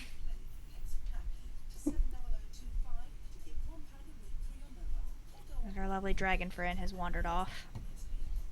To her, she's just like, yep, this is business as usual, and she goes off in search of. Yeah. Yeah, I guess I'm gonna be trying to follow that blood trail, keeping an eye on it. Can you make me a survival check? Survival, yes, actually. Not involving smell, is it? Yeah, I would say it does. I get advantage if it does. Well, because you're smelling out the blood as well as visual. Okay. Then I'll. Never mind. Yeah, that's a 10. Wait, did it roll Rolled- twice? I have advantage on if it's involving smell. It automatically rolls advantage. Oh, does it? Oh yeah, so the It first. doesn't have. So the I don't first have one. it set in this program. Yeah, hang on. For it to- The first one's 17. So it's still good. Oh, Yeah. okay. What it is? Let me go on your sheet. Yeah, I don't know how to do Advantage this. toggle. You see at the top now where it says advantage, normal, disadvantage. Oh, okay. What it was always set to always advantage, and then you'd have to figure it out yourself. But now you can toggle it. Oh, okay. But no, we'll go with the Cool. first one, which was a 17. So it's pretty good, pretty good. And you quickly catch up with Tessie, who is vaguely following the same direction. And the trail takes you through the back alley of the house and the direct way into the woodlands, and it's almost as the crow flies. Like this trail. Question. Yeah. Is this the part of the woods, the northeast part of the woods, or part of the woods that the one hunter lady was talking about? It's the patrolling grounds of the hunter lady you spoke with, the Southern Woods. I thought so. Okay. That was my question. Yep. I figured that's what you were going with. But no, this blood trail and the fog slightly. It's as the crow flies going almost in a straight line, going south with a slight crookedness off true south. And you guys follow this trail. I'm assuming you just keep following it as far as you can. That was my plan. Yeah. And this Jesse's just curious to see where the mist goes. and the blood trail itself goes on for about 1,000 feet or so, where there's like a large pool of it, and you can see rags of like ripped shirt and stuff in like bloody piles where the wound looks like it's been dealt with and treat, and the blood trail has stopped at that point. But given the perfect straightness of this blood trail, you could, in theory, possibly carry on in a straight line and maybe find it. But Tezzy, with your true sight, this has only been about probably 25 minutes in, given the investigation at the clan house and the other house and following this trail. It's been about 25-30 minutes of true sight, which your vision still keeps going in the straight line almost. Tessie keeps following the trail of mist. Now the blood trail has stopped. Does Celeste stop? Or do you follow after Tezzy, who seemed to have been vaguely following a similar path to you, but ahead?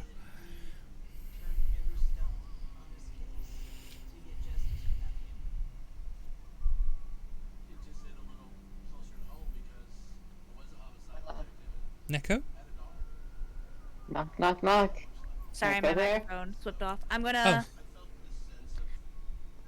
stop and take a quick look around to see if I see anything that's kind of out of place first. Perception check. Using eyewitness accounts. Okay. Opposite scheduling match. Release it to the media. No, Yep. nothing particularly stands out. It's fairly quiet, with the exception of you guys. And I guess I'll see where Tezzy's going and kind of follow behind a bit Okay. while still kind of looking around the area. Okay. Nokina? The same? If Tezzy is going to just keep following along, because it sounded like Tezzy still saw more smoke after the blood trail ended, Yes, she did. she's just gonna trust Tezzy's doing whatever she's doing and follow along with the intent of either keeping her out of trouble or letting her handle this. Yeah. Just allow me to put you on to a map, just so you can see a bit better. And keep in mind, Tezzy is going to continue following this trail of mist until the trail either ends, dissipates, or leads to something more interesting than the mist. Yeah, and if you guys just look bottom left, Where's my mouse? There's my mouse. Okay. Yeah. you can see the tokens here. So, you guys follow the trail. Well, Tezzy, follows the trail and continues following, and you guys are just making sure Tezzy doesn't get into trouble again. One thing, though, that immediately catches everyone's attention is the sound of a tree falling and cracking and crashing ahead, and flashes of blue-white light. How far ahead is this happening? I mean, Tessie's going to just pause for a quick sec to gauge distance and kind of what the area looks like. Probably about 50-60 feet ahead of you. Alright, and is it around any, like, outcroppings of rocks, cliffs, anything, or just trees? Let me show you.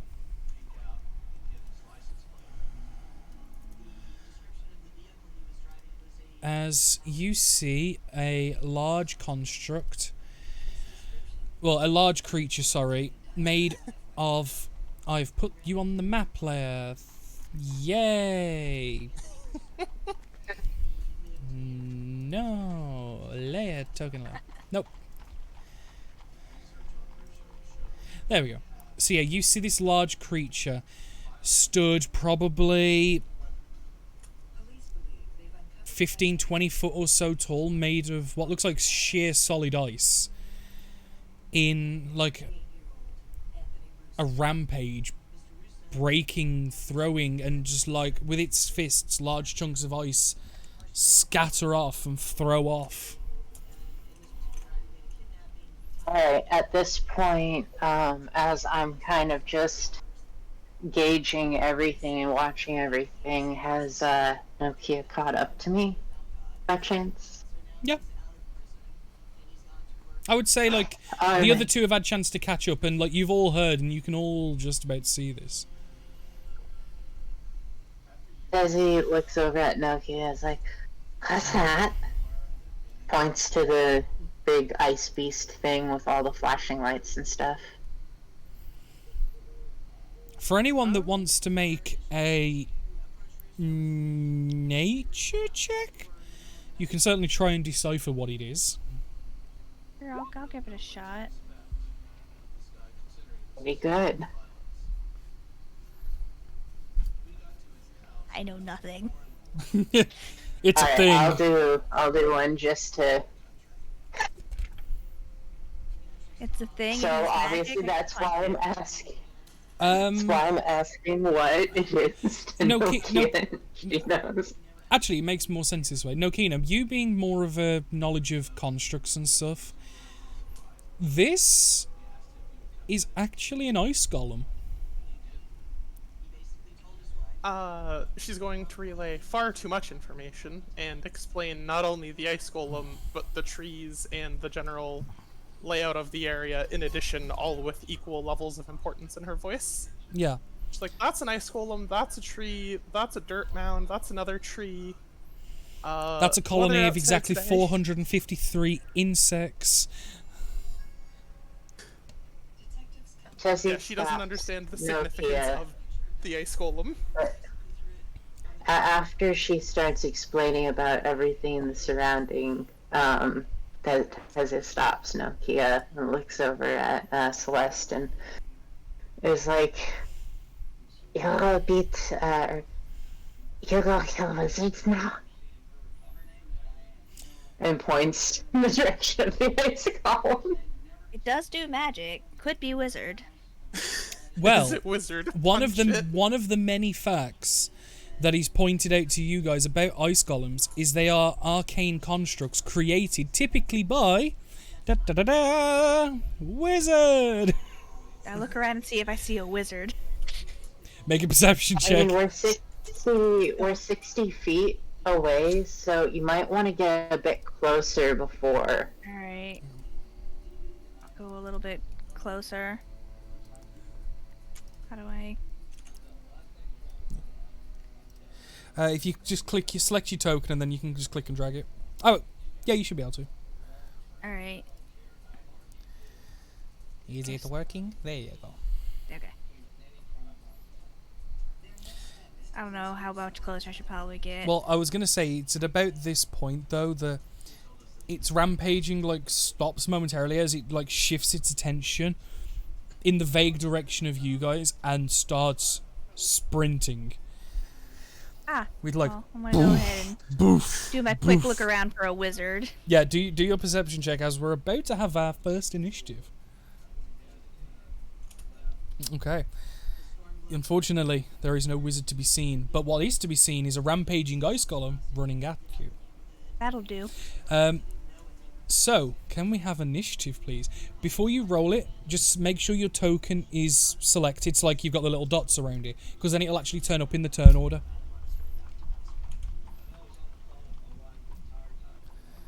So you Is just she right- just rolling, or No, all of you.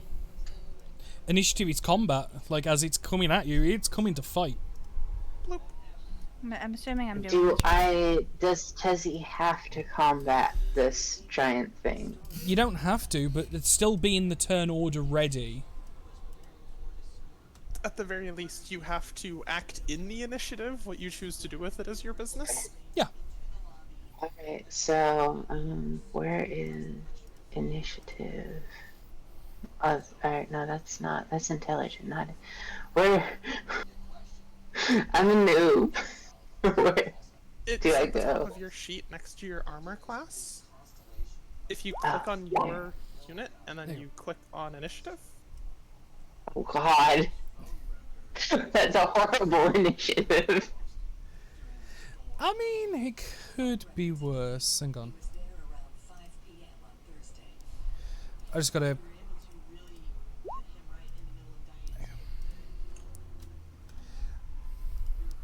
Oh fuck. So, No.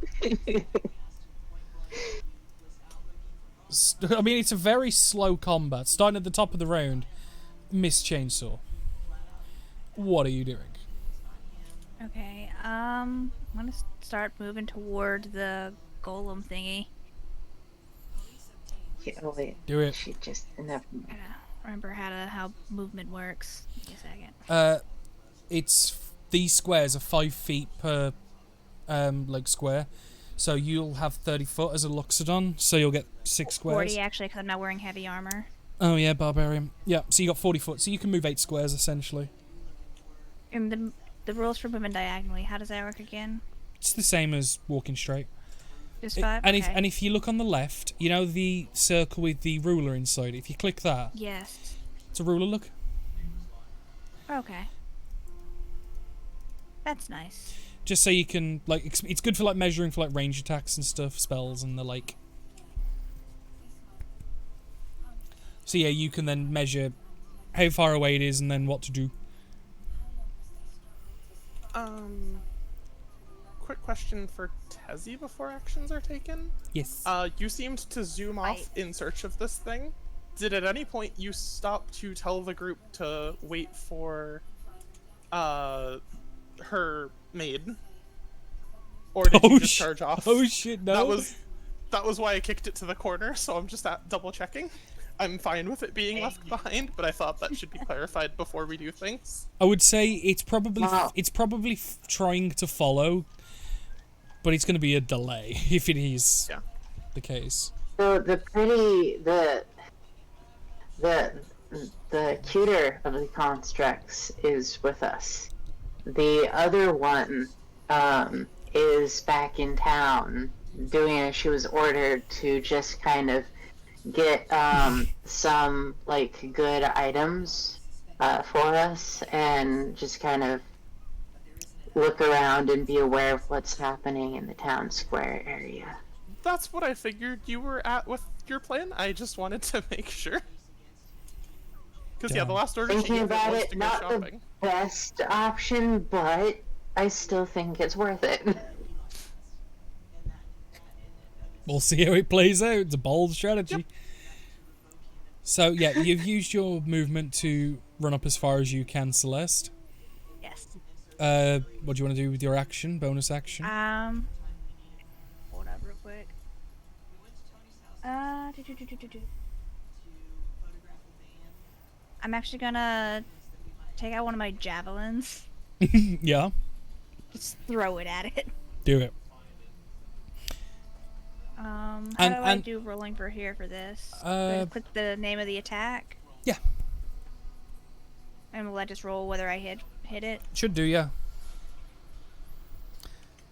Nice. And then if you Or click, is that so a 12 misses unfortunately as it hits and deflects off. But just so you know for future, if it does hit, if you click the word javelin then in the chat, it'll then roll damage. Oh, okay. So like, I'm watch learning. if I do that. Like, see, it says 6 piercing, Okay, learning things.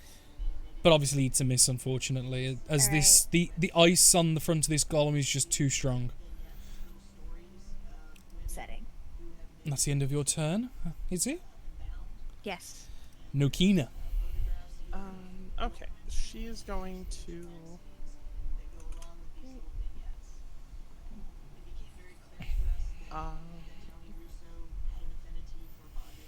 Sorry, I just wanted to make sure I had that punched in correctly before I tried using it. Yeah.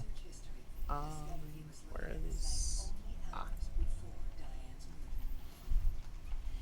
That's what we want. Now, this ice golem is technically a humanoid creature, right? No, it's classed as a construct. Oh, okay. Liam, Okay. are you seeing what they're fighting? 1, 2, 3, 4, 5, 4. She's going to move a bit closer to try and get a good eye on it. Yeah. And she's just gonna pull out one of her assortment of mundane weapons and throw it at the thing. Do it. Except by throw, I technically mean catapult, Yeah, I like it. because that's what I used a spell storing item on. So she can just throw stuff. Okay, so that's a dex save. I make that with a -1 because not very dexterous. That's a fail. And that's 11 points of damage. And a sword just kind of rockets into the giant thing. Yeah, what it is, Celeste, you throw the javelin and you watch it just shink off and just deflect and go behind the golem and in the floor. And then a few seconds later, as you just kind of study it, getting a little pissy, like looking for a weak spot where to throw the next one possibly, you just see a sword, just center mass, just impale the front of this. And it's gone with such velocity, like it's cracked some of the ice. And that's gonna be her turn. Okay. Now I it's probably could have done more with that, but that's fine. Now it's the Ice Golem's turn. He's going to go 5, 10. He's going to make a slam attack against you, Celeste, Okay. which he gets a lovely +10. I don't like. Oh, does a 26 hit? I have 16 AC, so yeah. Yeah. He's going to do 3d8 plus 6 as he does 19 points of damage. 19. Yeah, 19 points of damage. Psh. As he's gonna do it again. So that one was like that was like a downward donkey punch, and now this one he's going for like a field goal kick. You're the ball. Does a 15 hit by chance? Nope. No. Yeah, so you managed to like kind of put both of your hands in front and just catch it and just kind of deflect it to the side, and as it takes like a step through and then backwards, ready again. And you can just see that it's, while it's got limited control, it's in an out of control rampage. This thing's going off. As Tezzy, it's your turn. I choose to do anything while my true sight is still inact. Do I see anything weird about, what do I see when it comes to the creature? And also, do I see any other beings kind of in the near vicinity by chance? Well, a lot of the battle areas, like, cloudy with fog for you. The creature itself doesn't look like it's got any illusions or anything hidden or unusual about it. It is a large magical construct that is beating the shit out of your friend. Alright, and it's ice. Ice. Just trying to decide which thing would work best against it.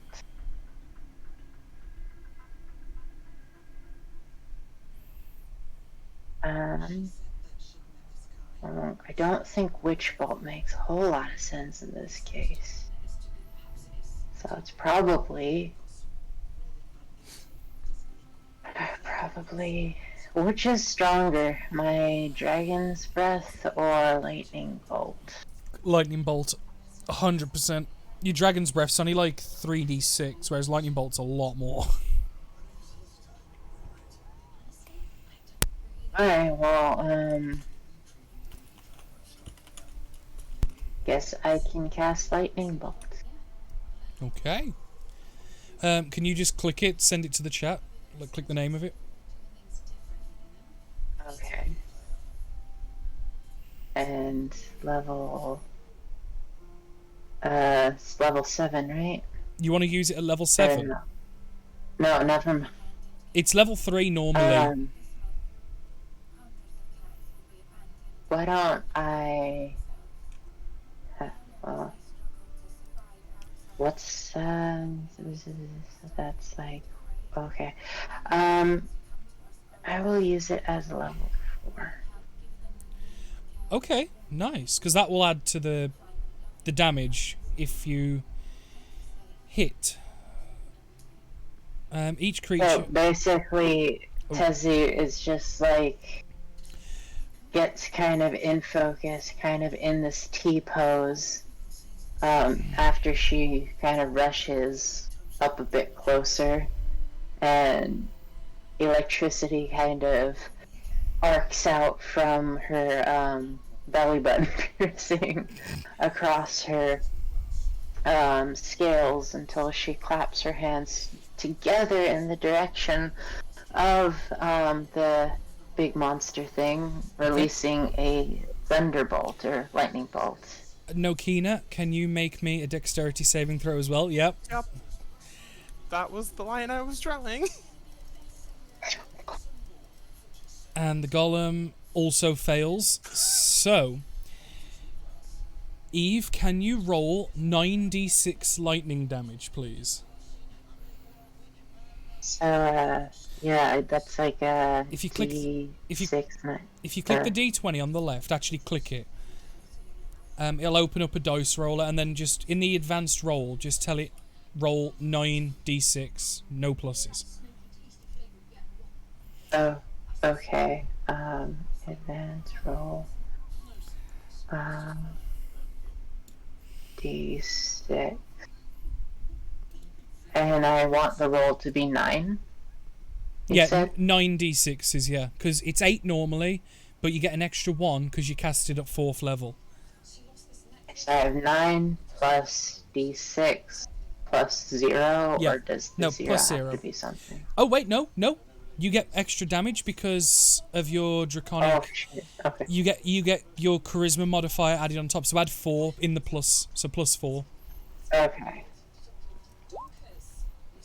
So, Nokina, you take 35 points of lightning damage, as well as the ice golem. Ow. So, this arc of lightning just streaks out, striking both Nokina and the ice golem in its way. And Nokina, like, you kind of short circuit for a moment and then regain your bearings. The ice golem, it hits the sword that's in the chest like a lightning rod, and you just watch the lightning roar through the ice and just spark and flash as it does a lot of damage and kind of like melts some of the ice from the heat, the extreme heat. But it's still going very strong. Is that all you want to do, Tezzy? You still have some... You can move a little bit if you want. Well, I guess we were a little backwards because I did say that I moved first, but Yeah. So you can move up to 6 squares. I'll just move up next to Nokia so the next time it doesn't get her again. Yeah, you don't fry your friend. Yeah, because it's anything in a straight line. Anything in that line takes it. Like, and yeah, Nokia was just like perfect, innit? Like you was aiming at her. I should have. I mean, we should have specified first that I moved first, but Yep. because Tezzy would usually not try to damage her stuff, but this is a fighting situation, and Tezzy is getting into fighting Dragonbrain, so sometimes things I guess just don't happen quite right. Celeste. Right. I like that the arcs from her then to the column. I'm going to take out my great axe I'll go for it. and very truly strike this. I'm going to use True Strike cantrip to very truly strike this thing. So I deal an additional 1d8 if I hit it. Okay. So let's see. This familiarity can also create a false sense of security. No. Oh. But you're a barbarian. You're level 5 and up, so you do have 2 attacks. Oh yeah. Cool. I'm going to do that again. You and as a barbarian, I just want to point out you can recklessly attack as well if you wish, where Yeah. you gain advantage, but then also they gain advantage on you. Also, You're not raging as well. I'm going to say I'm very angry with missing 2 attacks. This makes me very upset. So as I a wish bonus to action, rage. yes. Yes, I wish to rage. Nice. Also because I'm also a wizard, I'm resistant to magic spells as well. Is it just me or is the stream frozen? No. She's named as Refresh. Dorothy Thompson. Alright, I'm going to swing the great axe again. Do it. That hits. Alright, how does rage work again? Because I haven't actually played a barbarian You in get a it. while. You get extra damage depending on your level. Let me just double check. I think at 13, I want to say it's plus 4 damage to your normal damage. Let me double check. Plus 3. Plus 3. So whatever damage you roll, add 3 for rage. Okay. So 16. Nice. Oops, I hit the back button on my mouse. I wish I could remove that. What? My mouse has a forward and back button on it, but I accidentally bumped it. And Don't mind me, I'm still here.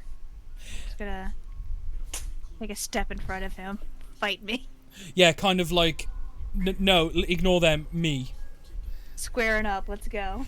Hell yeah. And considering you just hacked at its kneecap and just took like like you could probably make a snow cone with what you shaved off, but that's later.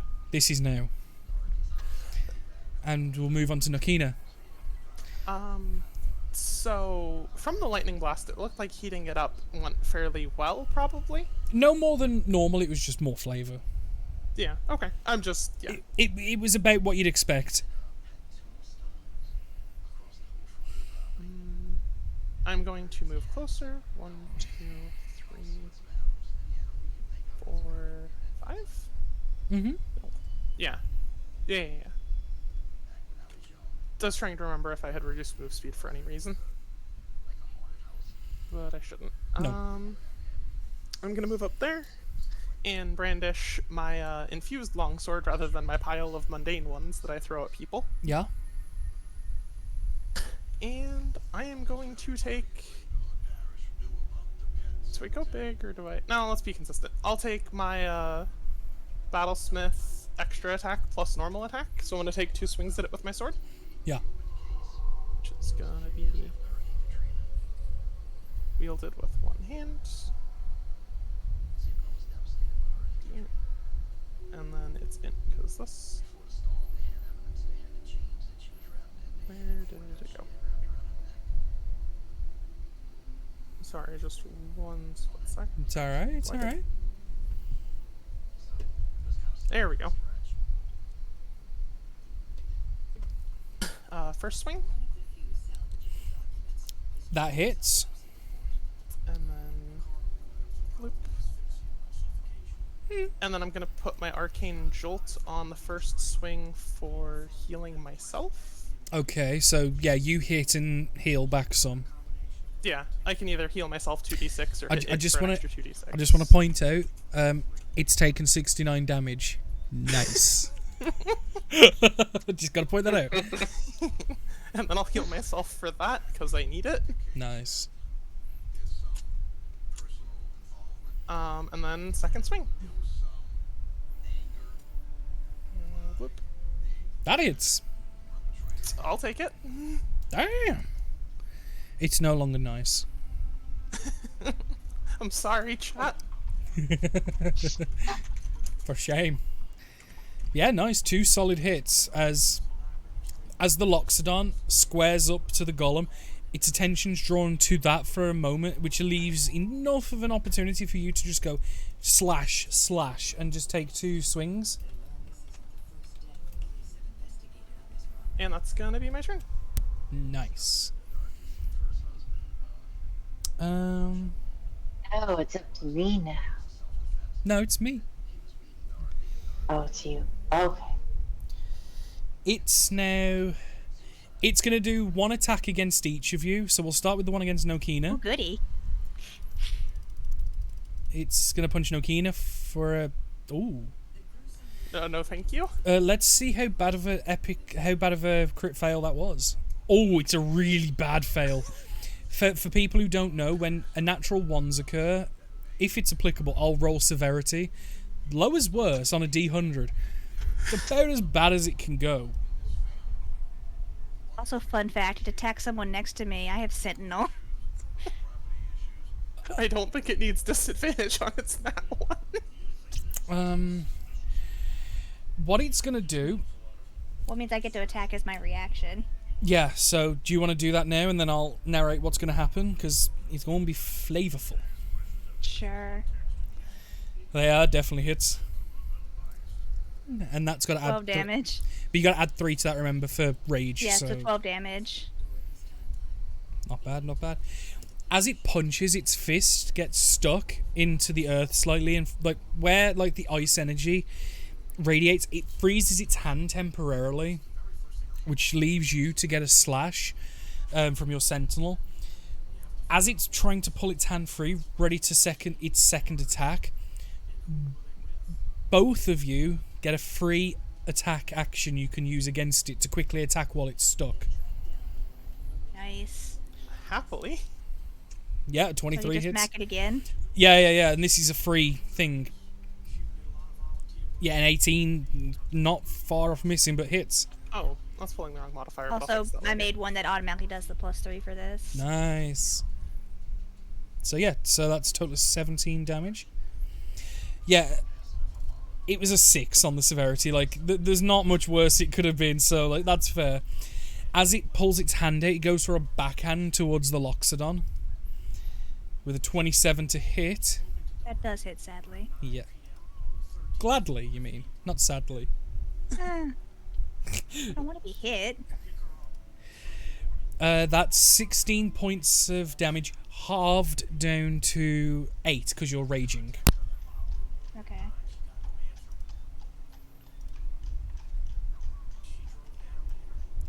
Alright.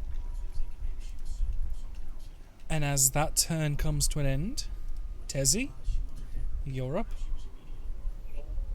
No. 1, 2, 3, 4, 5. Oh. First moving up there. As I moved up there, do I see anybody with my true sight who's hiding or whatever around this? Okay. So it's just us and the Ice Clan. Okay.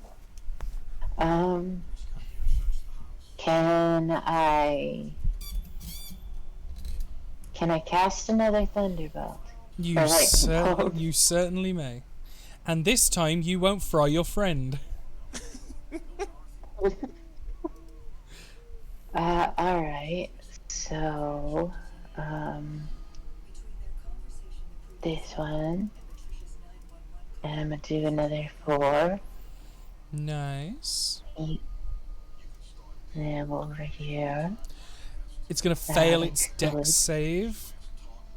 So can then you roll Oh. 9d6 damage. And you now... Did I do what you wanted? Yep. And you're, just to let you know, you're now out of level 4 spell slots. You don't have any left. Alright. It's starting to look rough, you know? It's starting to look pretty hurt. Look, those thunderbolts are doing a lot of damage. Not gonna lie. But Celeste, can you be the one? Maybe. Try. Maybe. I'm going to recklessly attack on my first swing Nice. with So- my great axe. So yeah, you get advantage. Yeah, 28 hits. Yup. All right. Yeah.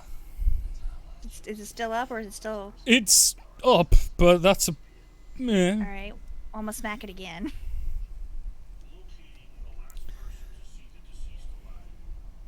25 Oh, also wait, hits. I still had it set to advantage. Hold up. No, that is wrong. advantage. Because you're reckless. I thought reckless was just the first attack. No, it's for the entire round. Oh, never mind. But reckless also goes against you for the entire round. Yeah, that's fair. And What are the green, with 3 blue, points and of red overkill, symbols? with 3 points of overkill, do you want to tell me how you finish it off? I'm just going to try and like just cleave its legs off. So yeah, the kneecap that you've been shaving ice off with, you just hack once, and you just watch as the knee, its left knee buckles inwards slightly. It's standing, but it's not really able to move anymore on it because of how it's broken. And then you just flip the axe and just go with a left to right swing as you're looking at it, and you just blow its knee out from under it as it just falls.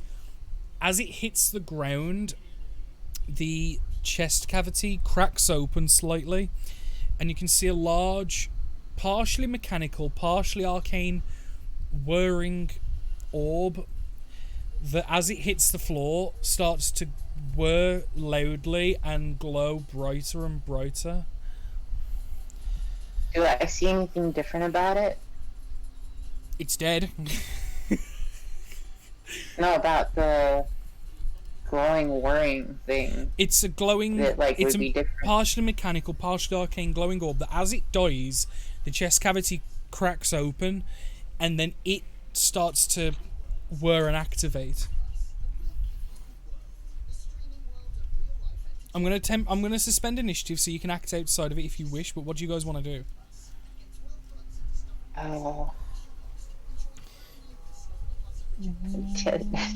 Tezzy's drawn towards things that look interesting, but at the same time, Tezzy gets the feeling that this thing might explode. It's whirring louder and faster. The orb comes out of the chest cavity and just floats in space for a partial moment. Yeah, I mean, can I move right now? You can. Tezzy's just gonna move, kinda.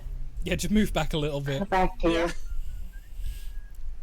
You can see slight arcane lightning just.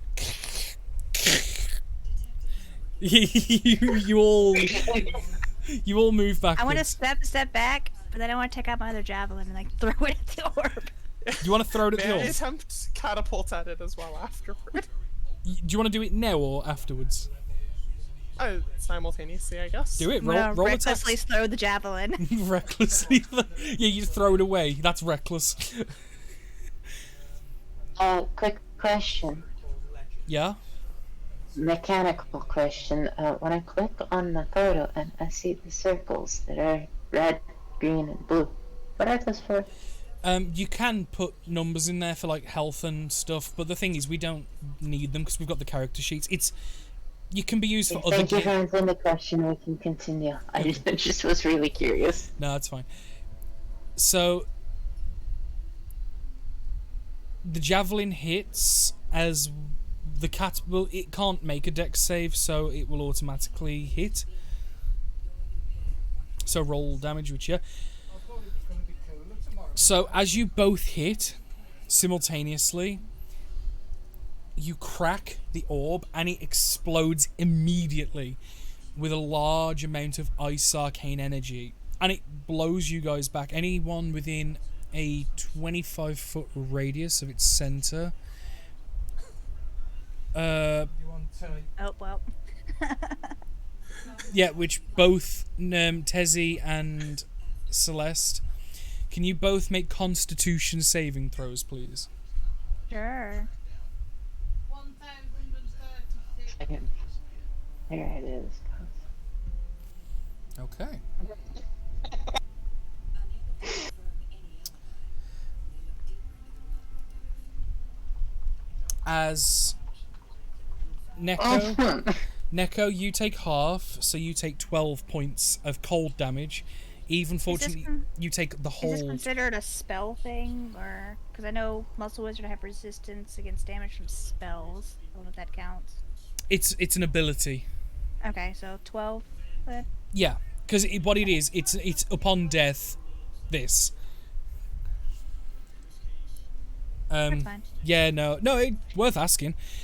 Tezzy unfortunately takes the full 25. As you just see the cold damage just blast you guys back, and in like an instant, like this ice spire spirals up on top of the corpse and freezes like the entire area around it. Allow me to illustrate.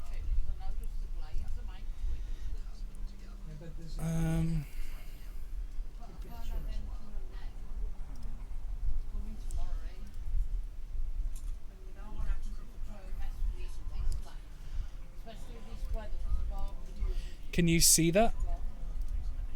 Yes. Basically, that entire area has been frozen out, like flash frozen. You're able to step back, so you're not caught up in the actual freezing.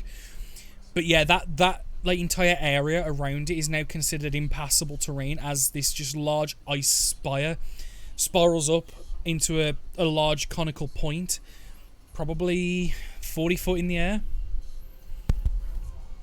And you can just see the orb that was inside, now cracked from the damage you guys did, sits in the center perfectly, which is the main mechanism in which to make a golem. So, hey, how far was Tessie blown back, and what shape is she in? You're not blown back as in like physically moved, but you've took damage. Let me just minus your 25. If you look on your character sheet, you'll see your current hit points. Okay, so 53. Out of 78, And yeah. so she's still able to stand and think and stuff. It's Yeah. not like a total knockout or whatever. Oh yeah, no, you're Alright. you're hurt, but you're not critical. And at this point, it's inactive. Yeah. It's not doing anything at this point. The entire area in that radius is... You can't step into that aura it's produced. Because it's like a large cone of ice that goes into a spear at the top. So it's encased in a sphere of ice. That goes into a large... It's a cone, essentially, that goes into a point at the top. It's a dunce cap. Yeah, pretty much. I'm just trying to think.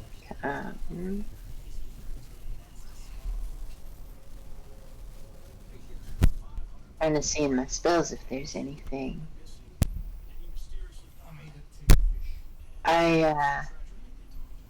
What's alter self?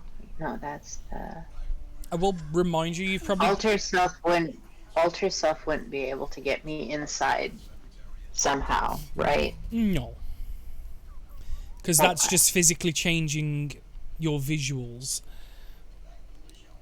But it can also create stuff like gills Yeah. and stuff.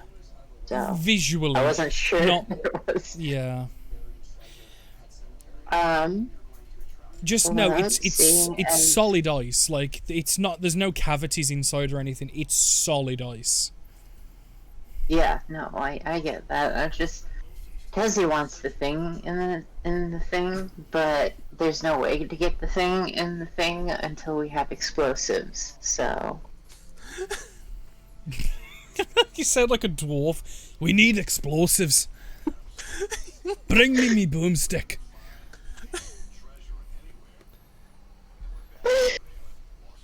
I will point out, though, Well, that at this your point- true seeing is still up, and the fog does Yeah. still persist past this creature. This isn't the source. oh well, then we're following the fog more.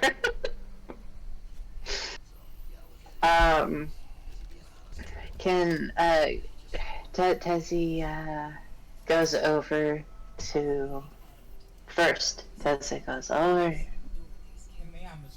and is to Nokia like, can you go back out of that construct? Basically just asking if she could call to her other construct from here, or not. May I borrow the Drake I made you for a second? She hands Drake over from out of her little pack. She sends that off to fetch her servant. Yeah, that sounds perfect. Tetiro, thank you for the raid, dude, of 10. You've caught me in the middle of a bit of D&D. Welcome, man. I hope you have a good day. I hope you have a good time. I hope your stream was good. Dark Corruption. Hello, beautiful. But yeah, no. So you call back to your construct, and you're able to essentially, like, cancel order. Come, now. It will probably take your construct about 20 minutes or so to get to you, but it is more than possible. Alright, while that's going on, she's also gonna look over Tezzy's wounds to see how serious the damage is. Yeah. Sounds good. It's on a scale of 1 to your max HP, how are you feeling at the moment? She just kind of shrugs, like, tired? But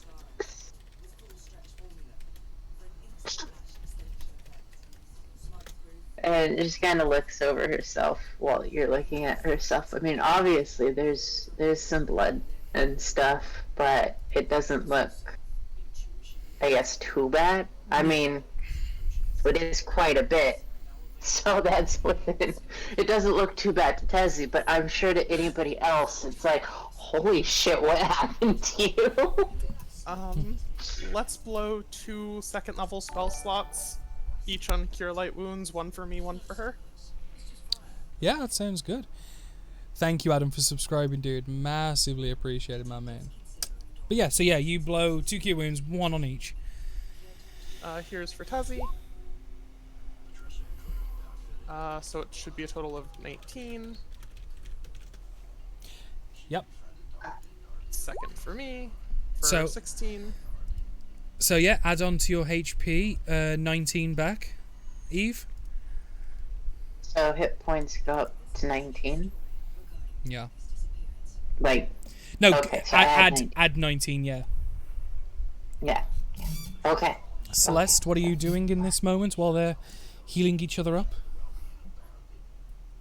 I'm gonna keep looking around, see if there's anybody else, because as far as I know, there was a wizard that made this, so I'm determined to see if I can find one. Make a So you just look all perception the check. perimeter. So I just should I make a perception check? Perception check, please, yeah. Not good at seeing things. My goodness. I would just like it noted, if we actually had brought my companion with me, she's got just an absurd amount of perception, but I don't. Should I make a perception roll? No, this is what she's doing at the minute. The one thing you do actually As spot... he's just thinking about helping, is all. Yeah. What you do spot in this direction, the other side of the ice golem, is you see like a mound of like dark robes and clothes. I wish to head in that direction. You head in that direction, and what Yes. you... Unfortunately, well, depending on how you look at it, fortunately, unfortunately, what you do see is the corpse of a person with an arrow sticking out of his chest. Human, wearing dark coloured robes. There's like a book with weird text on it to its side, which you would recognise as a spellcaster's book.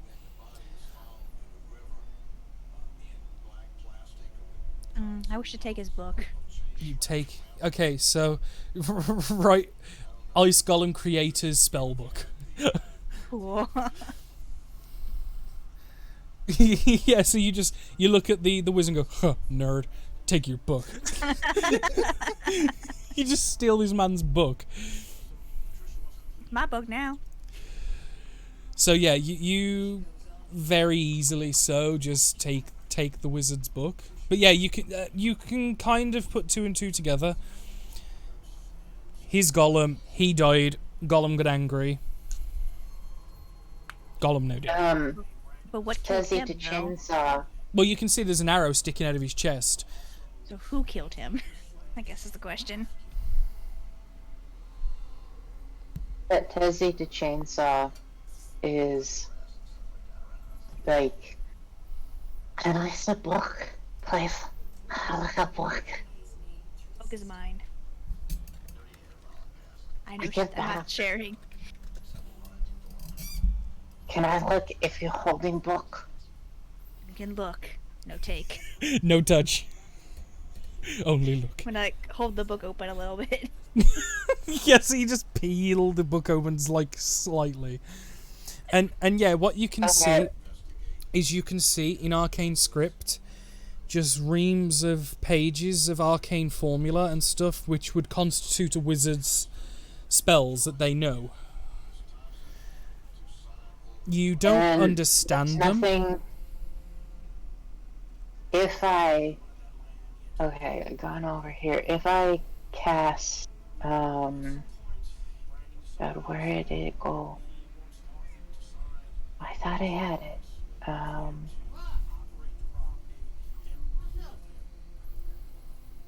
Comprehend languages. There we go. I cast that. Can I understand what's being said in the book? Oh. That would probably work, yeah. And Tezzy does that. I'm assuming at level 1. Well, I mean, I guess I could do it at level 2, but I don't It doesn't know. make it doesn't make any difference. Okay, well then, as is, yeah. So yeah, the arcane script, like you cast comprehend language, and with the flash of your arcane focus, it feels like it shouldn't, but it does begin to make sense. And looking over the script, it's essentially an understanding of how to weave magic and cast spells from a wizard's point of view. It's of no beneficial use to you. You can't use it, as these books are unique to the user and can only be used by them, but you can at least understand some of the spells this man had. Which, There's a multiple, like you're talking about like 40 odd spells. There's a number of smaller, more useful spells like message, mage hand, what are like the top biggest spells? let me grab my book and I will let you know. Sounds good.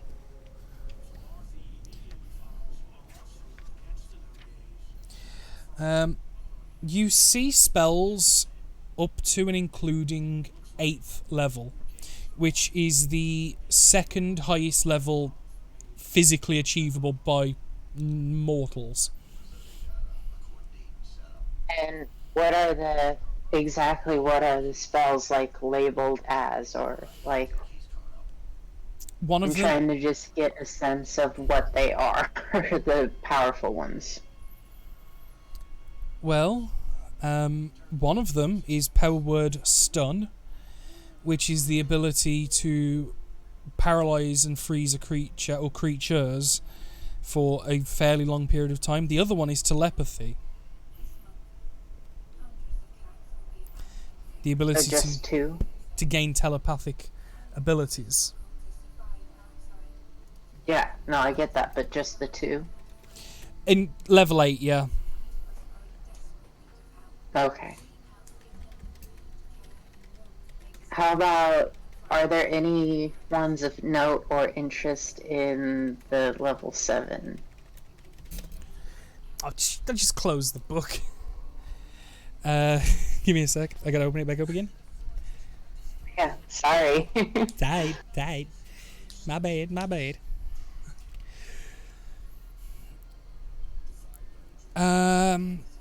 You notice a spell called Mordenkainen's Magnificent Mansion, which is the ability to summon a gateway to an alternate plane in where a large mansion that is fully furnished and stocked is there to be used.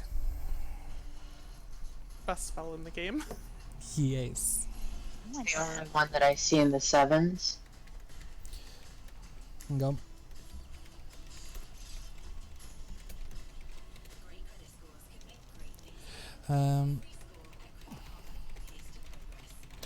So in the other level spells, level 7 spells, he's got reverse gravity, which is the ability to flip gravity and manipulate it to his will. Also plane shift and teleport. Making notes real quick. Do I exactly title this? The circumstantial details are also against him. Proximity of the lawsuit to a murder is very suspicious, and it would lead investigators to potentially believe that the person who was involved in the lawsuit Are we good? The challenge for detective Not yet, not just yet. You said telepathy and making people like freeze or not like The power word ice stun. freeze. But... Okay. Yeah. And then the sevens are Not yet, Adam. That'll come out on YouTube in 2 weeks. Because we've got the last one. We record episode 6 of TTT coming out Wednesday coming. It'll be the week after. Did you, besides the mansion and the teleport, what did you mention the other numbers? Sevens for? Plane shift and teleport.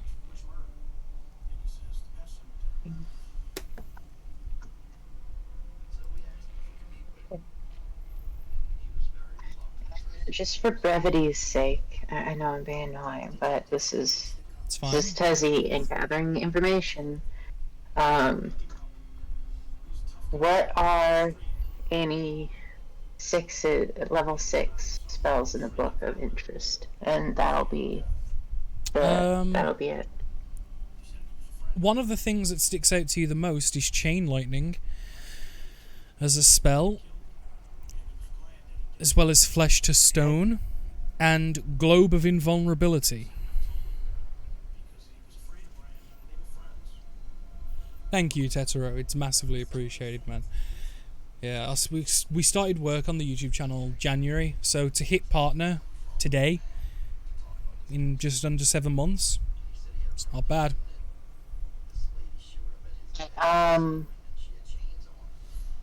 Then question, there's no way I can use any of these spells. Unfortunately not, no. The way you, as a spellcaster, as a sorcerer, your spells are all innate in your own ability. It's like trying to put a square peg in a round hole. While it's a peg in a hole, doesn't fit, unfortunately. So, is there any way for Chainsaw to use any of these spells? Possibly. She is a muscle wizard. Thank you, Verena Rena. Full follow. And obviously, I apologise for not talking to chat too much, like physically. I am typing. It's just with D&D, I like to let the players and let the story have its own little moment. When I'm streaming things non D&D, I chat with you guys a lot more. People who come to the stream a lot know that. So, apologies. So, I'm sorry to interrupt. So, can Chainsaw read the book, or is she unable to read the book? This is a question, and that's fine, Alagan, that's no problem. I doubt I probably can actually read arcane. I was going to say, this is more of a question for muscle wizards as a subclass. I need to just double check. Yeah, I can't because actually that's do going real to magic. I just call it's going punching to people affect magic. whether. Well, depending on how you answer Yeah, that, then I don't- it's going to affect what Tezzy does next. No, unfortunately, I don't think you actually can. Yeah, no, I like I said, I cast mage hand, quote unquote. I'm a mage. I have hands. I punch you. It's mage hand. That's my spell. So fucking stupid. I love it. Love it. And would lightning, per se, set the book on fire and destroy it? You don't know?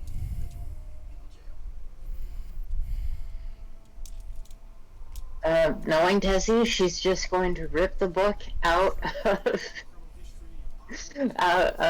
Chainsaw's hands, throw I it don't to the appreciate ground, and I know, but Tessie's gonna I, as be in Celeste, does Tessie. not appreciate that, and will not react kindly to that. Okay, so you're going to attempt to rip the book from Celeste's hands.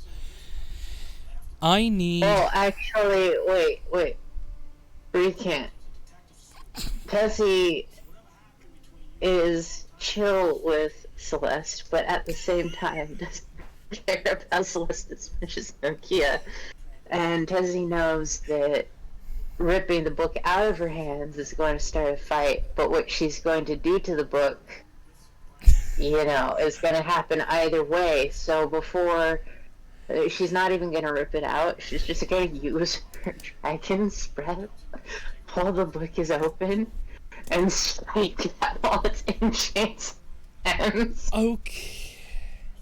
Wait, what's happening? She's going to use the Dragonborn lightning breath on the open book in your hands. Oh my god. Okay. Whew. I just need to double check. Okay, can you make a Constitution saving throw, Celeste, please? Yes, I can. I'm just trying to stitch this mental image together. Just a note.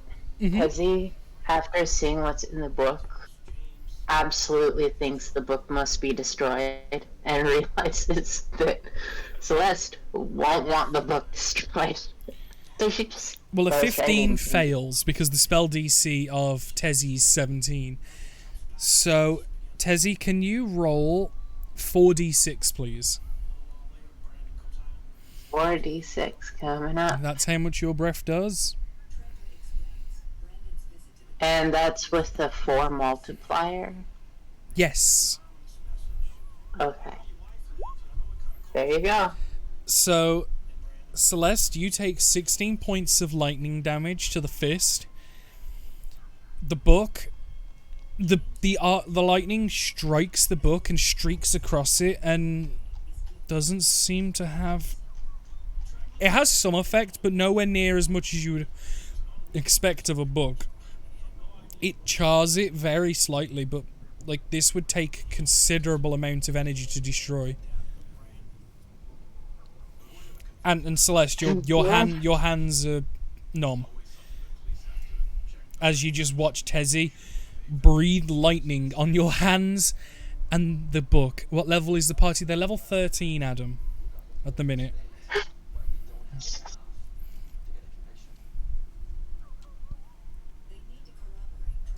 Celeste, what do you do? Celeste is just standing there stunned. Oh god, I wouldn't have wanted Tessie to do this, but that is what Tessie did.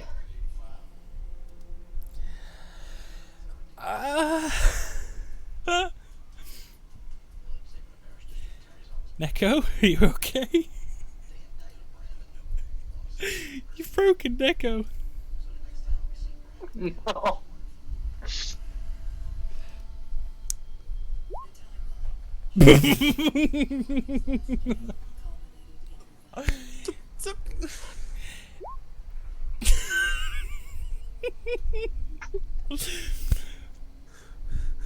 Yep, that I know a 24 hits a Tessie. As you kind of breathe on the book and you kind of just like wait for a second and you like studying the book for damage, you see a fist bitch slap you across the face as you take 5 points of damage, just with no verbal response, just instant reaction, just bang.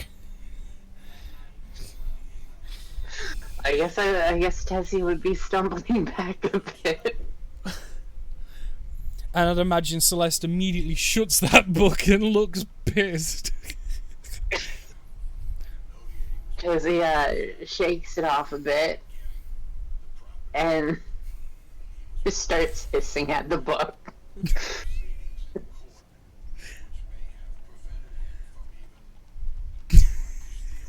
Is Neko even here?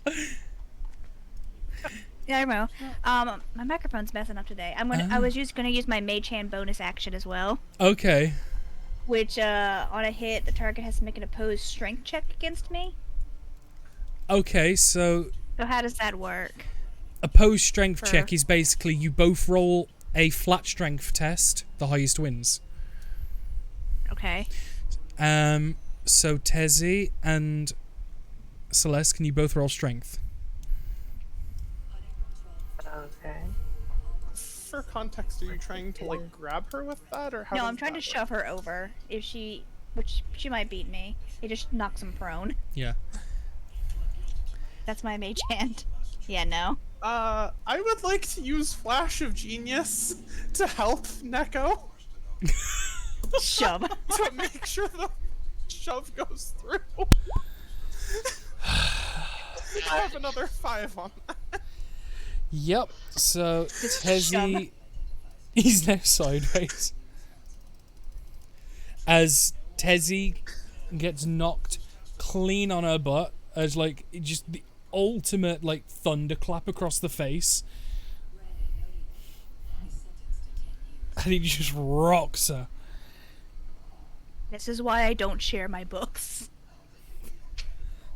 And put Tessie's the- like just hissing at the book, but you're not sure if it's hissing at you or the book, but Tessie's hissing at the book. I'm gonna put the book in my bag. Yeah, and on that note, with a red-faced dragonborn with the nice handprint of a Loxodon, I think we'll call the session there for the evening, as it's now 10 o'clock. Well, this Reaction. is Magic was used against me. Must fight wizard. I just was hoping that her being on her butt would resolve the situation rather than escalating it. I'm good. I'm not gonna fight anymore. I've responded in kind. Punch and shove. Put the book up. But yeah, so that is the He end. is just Tessie's not gonna react well to this. Oh my god. And yeah, it's probably at this point the maid does eventually turn up. May just walks up as the party's just fighting each other. Oh no. She just starts dusting outfits to make sure everyone looks prim and proper mid-combat. But yeah, Interesting end. it is an interesting end. But in terms of this like mini campaign carrying on, it'll be next Sunday, same time as we did before, so 6:30 UK time. Obviously converted to your local time if you need. Next stream for me will be Wednesday, and I think we might get a little bit of Valheim action on the go. I think that might be due. So Neko, you're free to join if you wish. Anyone else is free to watch or join, depending. But yeah, so I think on that interesting note. But no, so you've got into town. You've started to find out what's going on. You followed a fog/blood trail. You killed a golem. Some party damage was dealt. It's fine. It's fine. But yeah, so hopefully, fucking next week. Next week we'll get to the next bit of the adventure. We shall The see. session. It Thank was you. fun. Hell yeah, I'm glad you guys enjoyed it, and I hope people watching enjoyed it as well. So yeah. Yeah. Hopefully they enjoyed instead of being very annoyed by Tessie. It's fine. Tessie's Out of character, she's entertaining. Yeah. Yeah. I am going to end on a raid, though. I don't normally on D&D streams, but I have just seen Axie Macaque Stuff is live. A member of the stream team, no doubt. The 189 stream team. So we've got to go and say at least hi. Send a couple people his way. But yeah. Oh. Like I said, Wednesday. And jobs are good.